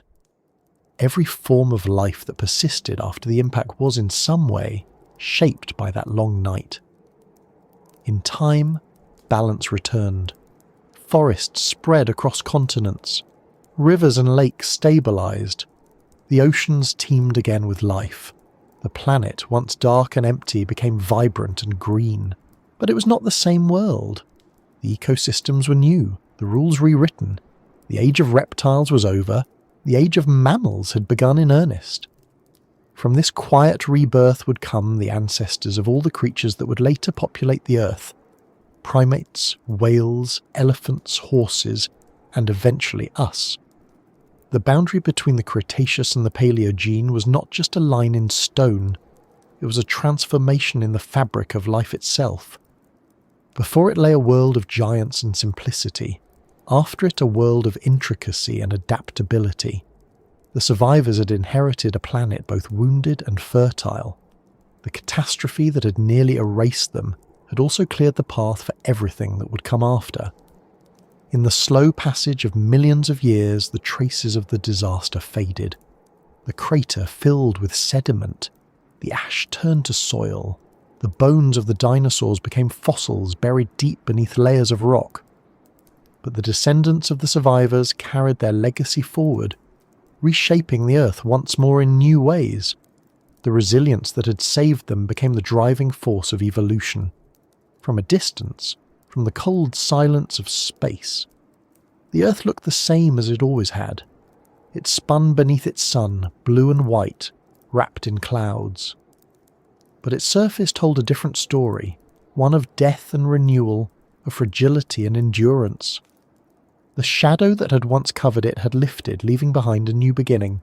The survivors of the shadow did not know they were the future. They did not know that they carried in their small, fragile bodies the blueprint for an entirely new world. They only lived, as life always does, from one moment to the next, eating, hiding, growing, adapting. The planet had changed around them, but its hidden pulse still beat, steady as ever, reminding them that even after the darkest night, the Earth always finds its light again. And so it did. The forests grew tall once more. The seas filled with colour. The air warmed. Life continued, smaller perhaps, quieter but persistent, resilient and endlessly inventive. The shadow had passed, but its memory lingered in every living thing, not as fear, but as proof that life endures, no matter how deep the night may become. When the long shadow of extinction finally began to fade, the first light of the new age came quietly. There was no sudden burst of colour, no instant transformation of the world. It began with the smallest things, a patch of ferns spreading across blackened soil, the return of insects to the air, the sound of wind moving through young leaves that had only just begun to form. The Earth was not rushing to heal. It was recovering in the slow, patient rhythm that defines everything living and geological alike. The dawn after extinction was more than sunlight returning to the sky. It was the slow reawakening of systems that had been broken. The carbon cycle, the water cycle, the balance of oxygen and nitrogen, all had been disrupted. The fires and the cold had altered everything. The oceans were still adjusting to new chemical compositions. The atmosphere still held traces of sulfur and dust. But the planet had begun to settle. Gravity, wind and rain resumed their long repetitive work, smoothing the scars left by the asteroid strike. The world, in its quiet way, was rebuilding itself. In the first years after the impact, the survivors lived in isolation. The population of life on Earth had been reduced to a fraction of what it once was. Each small ecosystem existed like an island, separated by distance, climate and circumstance. But as the skies cleared and warmth returned, the boundaries began to dissolve. Seeds travelled on wind currents across continents. Rivers carried nutrients into the seas. Animals migrated into new territories. The empty world began to fill again. The first true forests of the New Age were not like those of the Cretaceous. The old families of trees, the great conifers, the cycads, the towering seed ferns, were fewer now. In their place grew flowering plants, angiosperms quick to spread, quick to evolve. Their seeds travelled easily, carried by wind, water and animals. Their flowers invited insects, and their fruits fed the new mammals and birds that had survived the dark. These plants shaped the world that followed, turning bare ground into lush ecosystems within a few million years.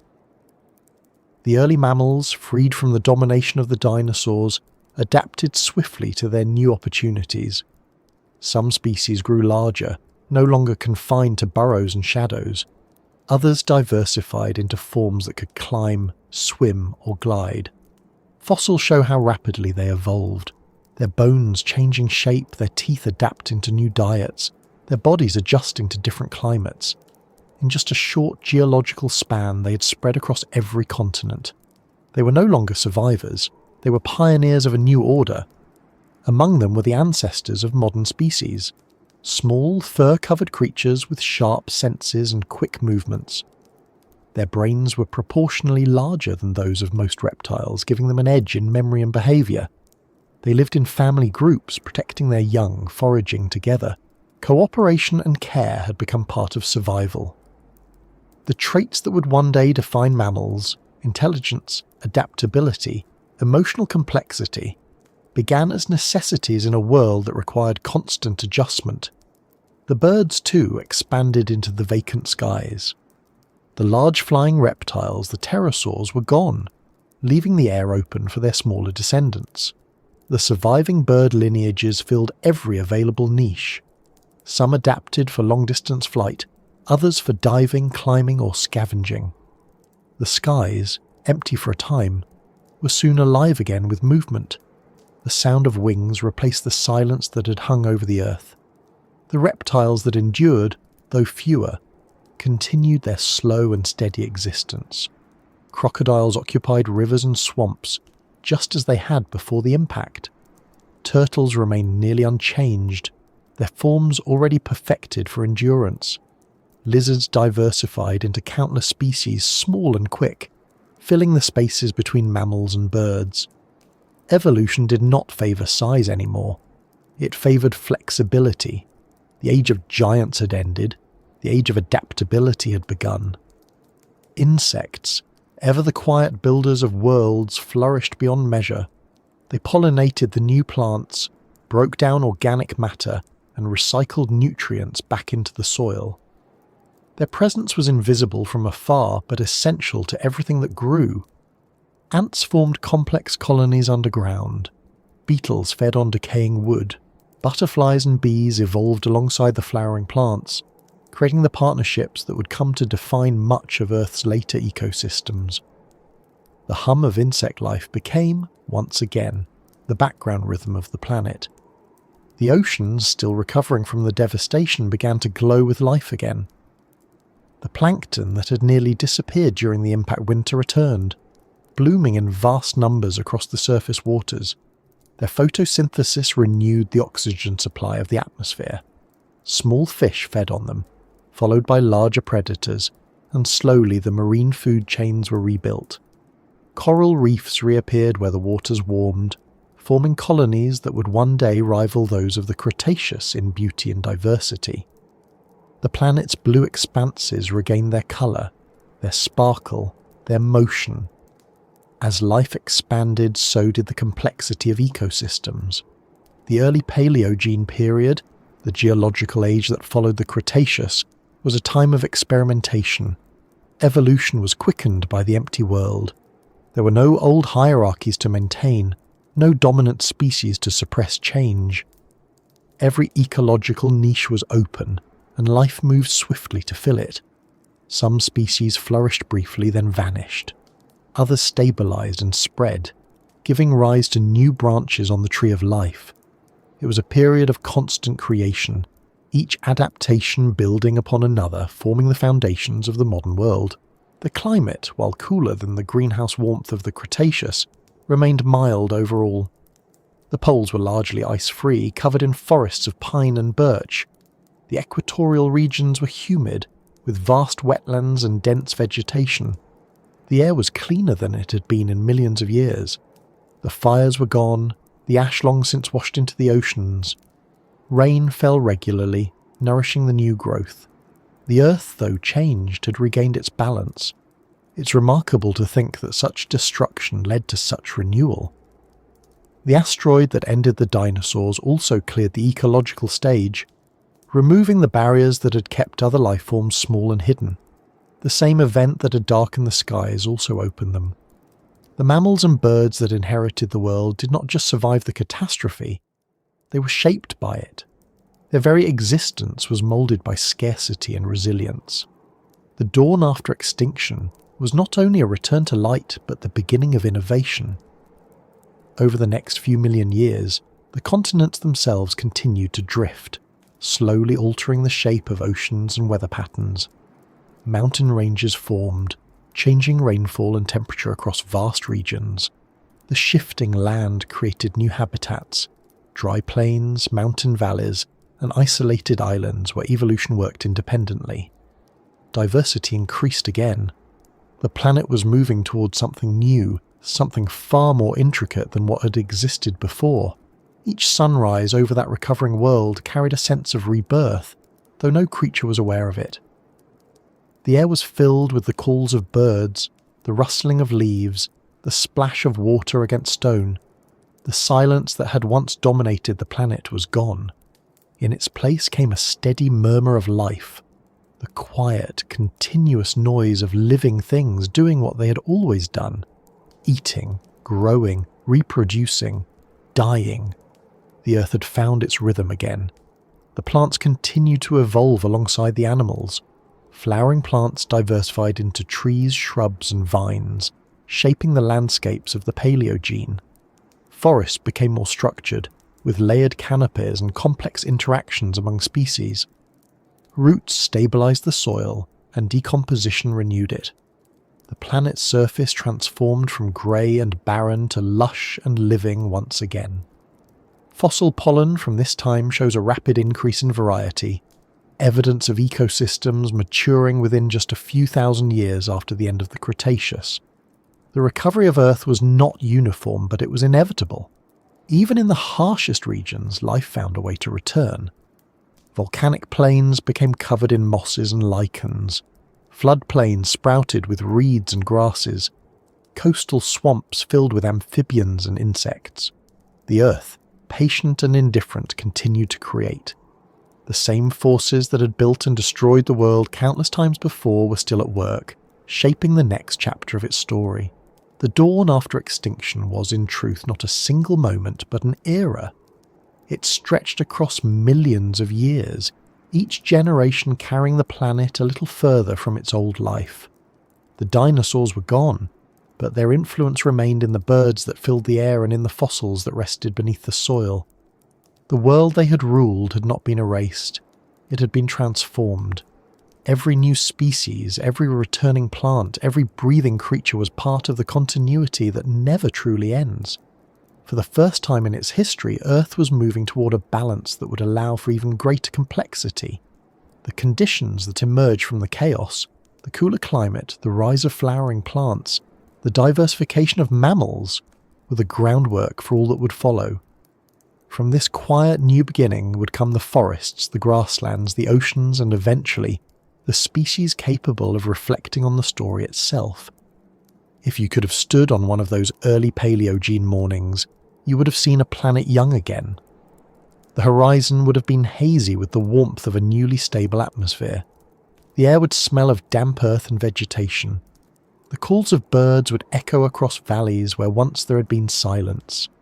The rivers would sparkle under the sunlight, carrying silt rich with the remains of the old world, feeding the roots of the new. It would not be a paradise, not yet, but it would be a beginning. The dawn after extinction was not the triumph of life over death. It was the continuity of a process that has no end. Creation, destruction, and renewal, cycling endlessly through time. The Earth did not mourn its losses, it simply moved forward. The survivors, unaware of their role in history, went on living. Their small victories, a nest built, a seed sprouting, a new generation born, were the steps through which the planet healed. Over millions of years, the forest grew dense again. The oceans sparkled with life. The air became rich and breathable. The Earth was whole once more, though not the same as before. It never is. Each age carries traces of those that came before it, built upon layers of memory pressed into stone. The dawn after extinction was one of those rare moments when the planet began anew, rewriting its surface, reinventing its inhabitants, and reminding itself of its own resilience. And still, through all of it, the Earth's pulse continued, deep beneath the crust, steady and eternal. The same pulse that had guided the formation of continents, the rise and fall of oceans and the evolution of life. It had outlasted fire and ice, light and shadow, and it would continue long after the new forests had grown and fallen again. The dawn was only one in an infinite series, each following a night that once seemed endless. The world had survived. The air shimmered with light again. The seas reflected the sun. The soil breathed life into roots and leaves. The silence had passed, replaced by the soft murmur of life returning to the planet. The Earth, older now but no less alive, carried on, its surface warm again under the same sun that had once watched its destruction. The world that emerged from the ashes of the Cretaceous was quieter, but it was not empty. It was different in rhythm, smaller in scale and more intricate in its design. The age of giants had ended, yet their presence had not vanished. It lingered in the air, in the soil, in the DNA of the living things that followed. The echoes of those giants continued, woven into the biology of every creature that walked or flew or swam in the new world. The dinosaurs were gone, but their influence was not. The Earth still carried the memory of their footsteps. Everywhere, in subtle ways, their legacy was visible. The birds that filled the Paleogene skies were not merely descendants of dinosaurs, they were dinosaurs transformed by time. Their bones still carried the same hollow architecture that once lightened the bodies of flying predators. Their movements, their nesting behaviour, their calls, even their feathers, all traced back to those ancient forms. When they spread their wings against the sunlight, they were continuing a story that had begun long before the extinction. The skies had changed, but the creatures that ruled them were carrying forward the same genetic thread. On the ground, mammals filled the spaces left by the fallen titans, yet even they bore traces of what had come before. Evolution does not erase, it repurposes. The lungs, the circulatory systems, the metabolic engines that powered the new mammals were refined versions of mechanisms that had been tested for millions of years in the reptilian world. The flexibility that defined mammals, their ability to live in varied environments, to regulate temperature, to nurture their young, had been sculpted in part by the pressures left behind by the age of dinosaurs. The new rulers of the Earth were not replacements, they were continuations. As forests returned and climates stabilised, the Earth's surface began to look familiar again. The early Paleogene landscape was a mosaic of forests, rivers, wetlands and coastlines. The vegetation was dense but shorter, the trees younger, the ecosystems still finding equilibrium. The animals that roamed through them were smaller, but their activity was constant. Insects hummed in the air, small mammals rustled through the undergrowth, birds sang from branches, their songs thin but insistent. The scale of life had shrunk, yet the complexity had multiplied. The bones of the giants, buried beneath the soil, began to turn to stone. Layer after layer of sediment covered them, silt, sand, ash, pressing the memory of that age into permanence. Over millions of years, these remains became fossils, silent records of lives that had once shaped the planet. Each fossil was a fragment of the Earth's memory, a line in the long story of time. The giants could no longer be seen, but their forms endured beneath the surface, waiting to be rediscovered. In rivers and deltas, where water eroded rock, some of those bones became exposed again. Rain and wind uncovered shapes that had not seen light in 60 million years. Sometimes they broke apart, sometimes they remained hidden for ages longer. But slowly, as continents shifted and climates changed, the remnants of the Cretaceous began to surface. The planet, in its patient cycles, revealed its own history piece by piece. To the creatures of the Paleogene, these bones meant nothing. They grazed beside them, nested above them, walked over them without recognition. The Earth had no need to remember consciously. It carried its past in its layers, its chemistry, its continuity of life. The echoes of the giants were not sounds or sights, but structures and processes. The way plants evolved to support large herbivores that were no longer there, the way predators adapted to the memory of prey sizes that no longer existed. Even absence leaves an imprint. The planet had adapted to the scale of the dinosaurs, and in their absence, it was adjusting again. The oceans bore traces of that age too. Coral reefs, once nearly destroyed, began to grow again over the limestone remains of older ecosystems. The shells of ammonites, the coiled mollusks that had ruled the seas for millions of years, were gone, but their design lived on in the shapes of other creatures. Nautiluses, squid, the intricate spirals that nature continued to favour. The patterns of evolution repeated themselves with variations, echoing what had worked before. Every new adaptation, every evolutionary experiment seemed to carry faint reminders of what had preceded it. In the skeletons of mammals, in the wings of birds, in the scales of reptiles, there were hints of forms that had vanished.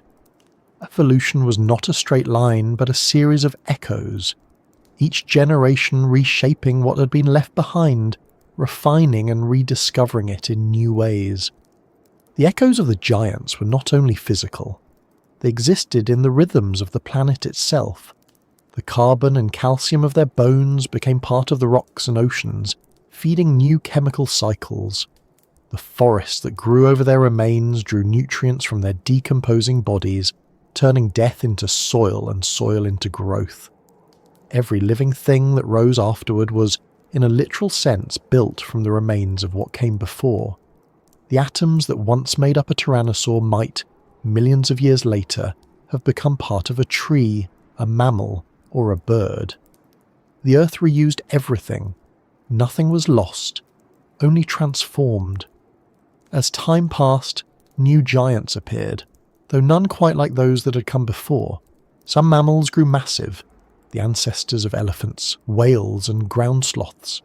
They filled ecological spaces that had been empty since the extinction. But the world that allowed them to exist was different. The air was cooler, the oxygen levels lower, the climate more variable. The balance that had sustained the dinosaurs no longer existed. These new titans were smaller, slower, and fewer. The age of planetary scale gigantism was over. The Earth had entered an age of moderation. Yet the memory of scale persisted in nature's imagination. Evolution, though constrained by new conditions, continued to produce creatures of remarkable size and complexity. The whales, descending from small land mammals, returned to the sea and grew larger than even the greatest dinosaurs. The elephants filled the land with their slow, deliberate movements, shaping vegetation and soil in ways reminiscent of the sauropods. The pattern had changed, but the echo remained. Life still tested the limits of size, of endurance, of form. Millions of years later, the first primates appeared in the forests, small, curious creatures with forward-facing eyes and agile hands. They lived in trees, feeding on fruit, navigating the complex architecture of branches and leaves. They had no awareness of the ancient world beneath them, no concept of the ages that had preceded their existence. But their presence, like everything else, was part of the same unbroken story. They too were descendants of survivors, shaped by the world that the giants had left behind. The echoes of the dinosaurs extended even into the planet's atmosphere. The oxygen they had helped regulate through their impact on vegetation and carbon cycles had altered the chemistry of the air. Their bones, buried deep, contributed to the slow formation of fossil fuels that would one day influence climates again. Their extinction had reshaped ecosystems so profoundly that the path of evolution itself had changed course. Every living thing that followed bore the invisible fingerprints of their presence and disappearance. To the Earth, this was simply another turn in an endless cycle. Species rose, dominated, vanished, and were replaced. The details changed, but the pattern did not. Each extinction created space for new life. Each resurgence carried traces of what had come before. The planet was not sentimental, it was procedural, following the rules of chemistry and physics, guided by the slow logic of natural selection. The giants had come and gone, but their energy remained part of the system. The continents continued to move, their shapes shifting slowly across the globe. Mountains rose and eroded, Oceans widened and narrowed, the air cooled, then warmed, then cooled again. Through it all, the echoes persisted, not as sounds but as consequences. The ecosystems of the Paleogene, and those that followed in the Neogene and Quaternary, were living continuations of the Mesozoic blueprint. The relationships between predator and prey, between plant and pollinator, between land and sea, were all extensions of patterns first written in the time of the dinosaurs. When humans eventually appeared, millions of years later, they too were shaped by those same forces. The structure of their bones, the organization of their lungs, the balance of their hormones, all inherited from lineages that had survived the long night after the Cretaceous. Even their curiosity, their tendency to explore, to observe, to remember, could be traced back to the same evolutionary pressures that rewarded awareness and adaptation. Humanity's rise was not separate from the dinosaurs' fall. It was one more echo in the same vast continuum, and when people began to dig into the ground, unearthing the fossilized bones of creatures they could scarcely imagine, the echoes became voices again. The stone skeletons spoke of a time when the world was ruled by beings so immense and strange that they seemed impossible. Their discovery connected two distant ages, the present and the ancient past, through curiosity and wonder. The giants, long gone, returned to the imagination of the species that would one day study them. Museums filled with their remains. Names were given: Tyrannosaurus, Triceratops, Brachiosaurus, Ankylosaurus.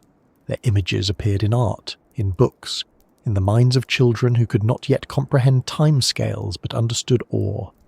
The echoes had travelled through stone and memory, becoming part of human culture.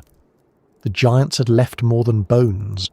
They had left stories, questions, and an enduring sense of scale. The Earth, of course, continued without pause. It did not know that one of its later species would remember the dinosaurs, reconstruct their lives, and find in them a reflection of itself. The planet kept turning. Seasons came and went. Species appeared and vanished. Volcanoes erupted. Ice ages arrived and receded. The same slow, indifferent processes that had once ended the dinosaurs now shaped everything that followed. But in the minds of those who studied the past, the echoes grew louder. The fossils were not just stones. They were reminders of continuity. In every feather that lifts on the wind, there is a trace of that ancient world. In every bird song at dawn, there is the faintest resonance of the Cretaceous forests. The warm blood of mammals carries within it the same biological ingenuity that once powered the bodies of the great reptiles. The ecosystems that surround us, the forests, the plains, the oceans, are all built upon foundations laid by those giants.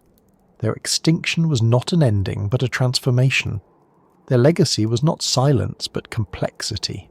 Every movement of life since then has been a continuation of their world in miniature. A world still guided by the same forces, still pulsing with the same energy, still carrying the same persistence that allowed life to survive the worst of nights. The echoes of giants remain everywhere, in the rocks beneath our feet, in the air we breathe, in the lineage of every creature that moves today. They remind us that time does not erase, it reshapes. The world that was theirs became ours not through conquest, but through inheritance. The Earth does not belong to one age or one kind of life. It simply holds whatever survives long enough to live upon it. And somewhere, deep below the forests and mountains, beneath layers of stone and fossil, the bones of the giants still rest. Their weight is part of the planet now, their stories locked within its geology, their echoes carried forward in the pulse of everything still alive. The Earth moves on, slow and eternal, carrying its memories quietly. A world still whispering with the presence of those who came before. The echoes never fade, they only change form. The world turns beneath the same stars that once watched the giants walk. The continents, shaped and reshaped by time, still carry their traces. The air that fills your lungs now once passed through the leaves of the Cretaceous forests. The calcium in your bones was born in the same oceans where the ammonites once floated. Every breath, every heartbeat, every sound of wind through trees is part of the same unbroken chain that began long before any eyes looked toward the sky and wondered. The earth has seen endless beginnings and endings. It has burned, frozen, fractured and healed. It has been covered in forests and ice, ruled by reptiles and birds, mammals and insects. And through it all, the same pulse has never stopped, the quiet rhythm that carries life forward, even through catastrophe. The story of the dinosaurs is only one verse in a song that has been playing for 4.5 billion years. Somewhere tonight, far from cities and light, the air still carries the same weight it did in the time of the giants. The night sky arches overhead, filled with ancient light, the glow of stars that outlived everything that ever walked this world. If you close your eyes and breathe slowly, you can almost feel it. The long memory of the planet, the deep continuity that runs through rock and air and living things alike. It isn't about extinction or even survival. It's about persistence, the quiet endurance of life in all its fragile and stubborn forms. The knowledge that even after the fire, after the dark, after the silence, something always returns. Something small, something unseen, something patient. The fern that grows in ash, the bird that sings after winter. The world never ends completely. It changes, waits, and begins again.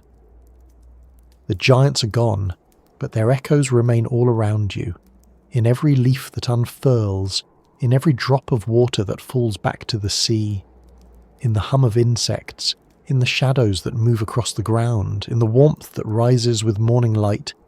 Their world became ours. Their time became our time.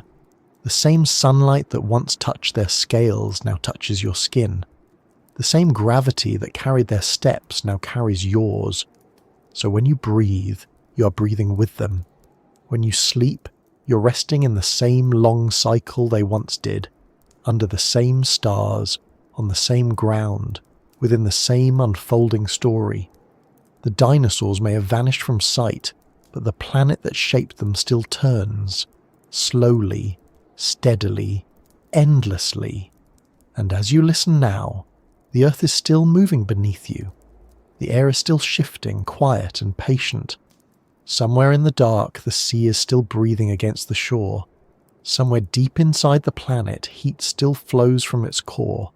Everything that was continues in different forms, in different rhythms. Nothing has truly disappeared. You can close your eyes now and let it all fade. The ancient forests, the seas, the shadows of titans walking through sunlight millions of years ago. Let the sound of their world dissolve into the quiet of this one. The earth has seen so much, and yet tonight it is still here, turning as it always has, carrying everything it has ever been. Breathe with it, slow, steady. The same rhythm as the planet beneath you, the same pulse that began before time had a name and will go on long after. The giants are gone. The world remains, and in its silence, they are still here, not as fossils, not as memory, but as part of everything that is. Good night.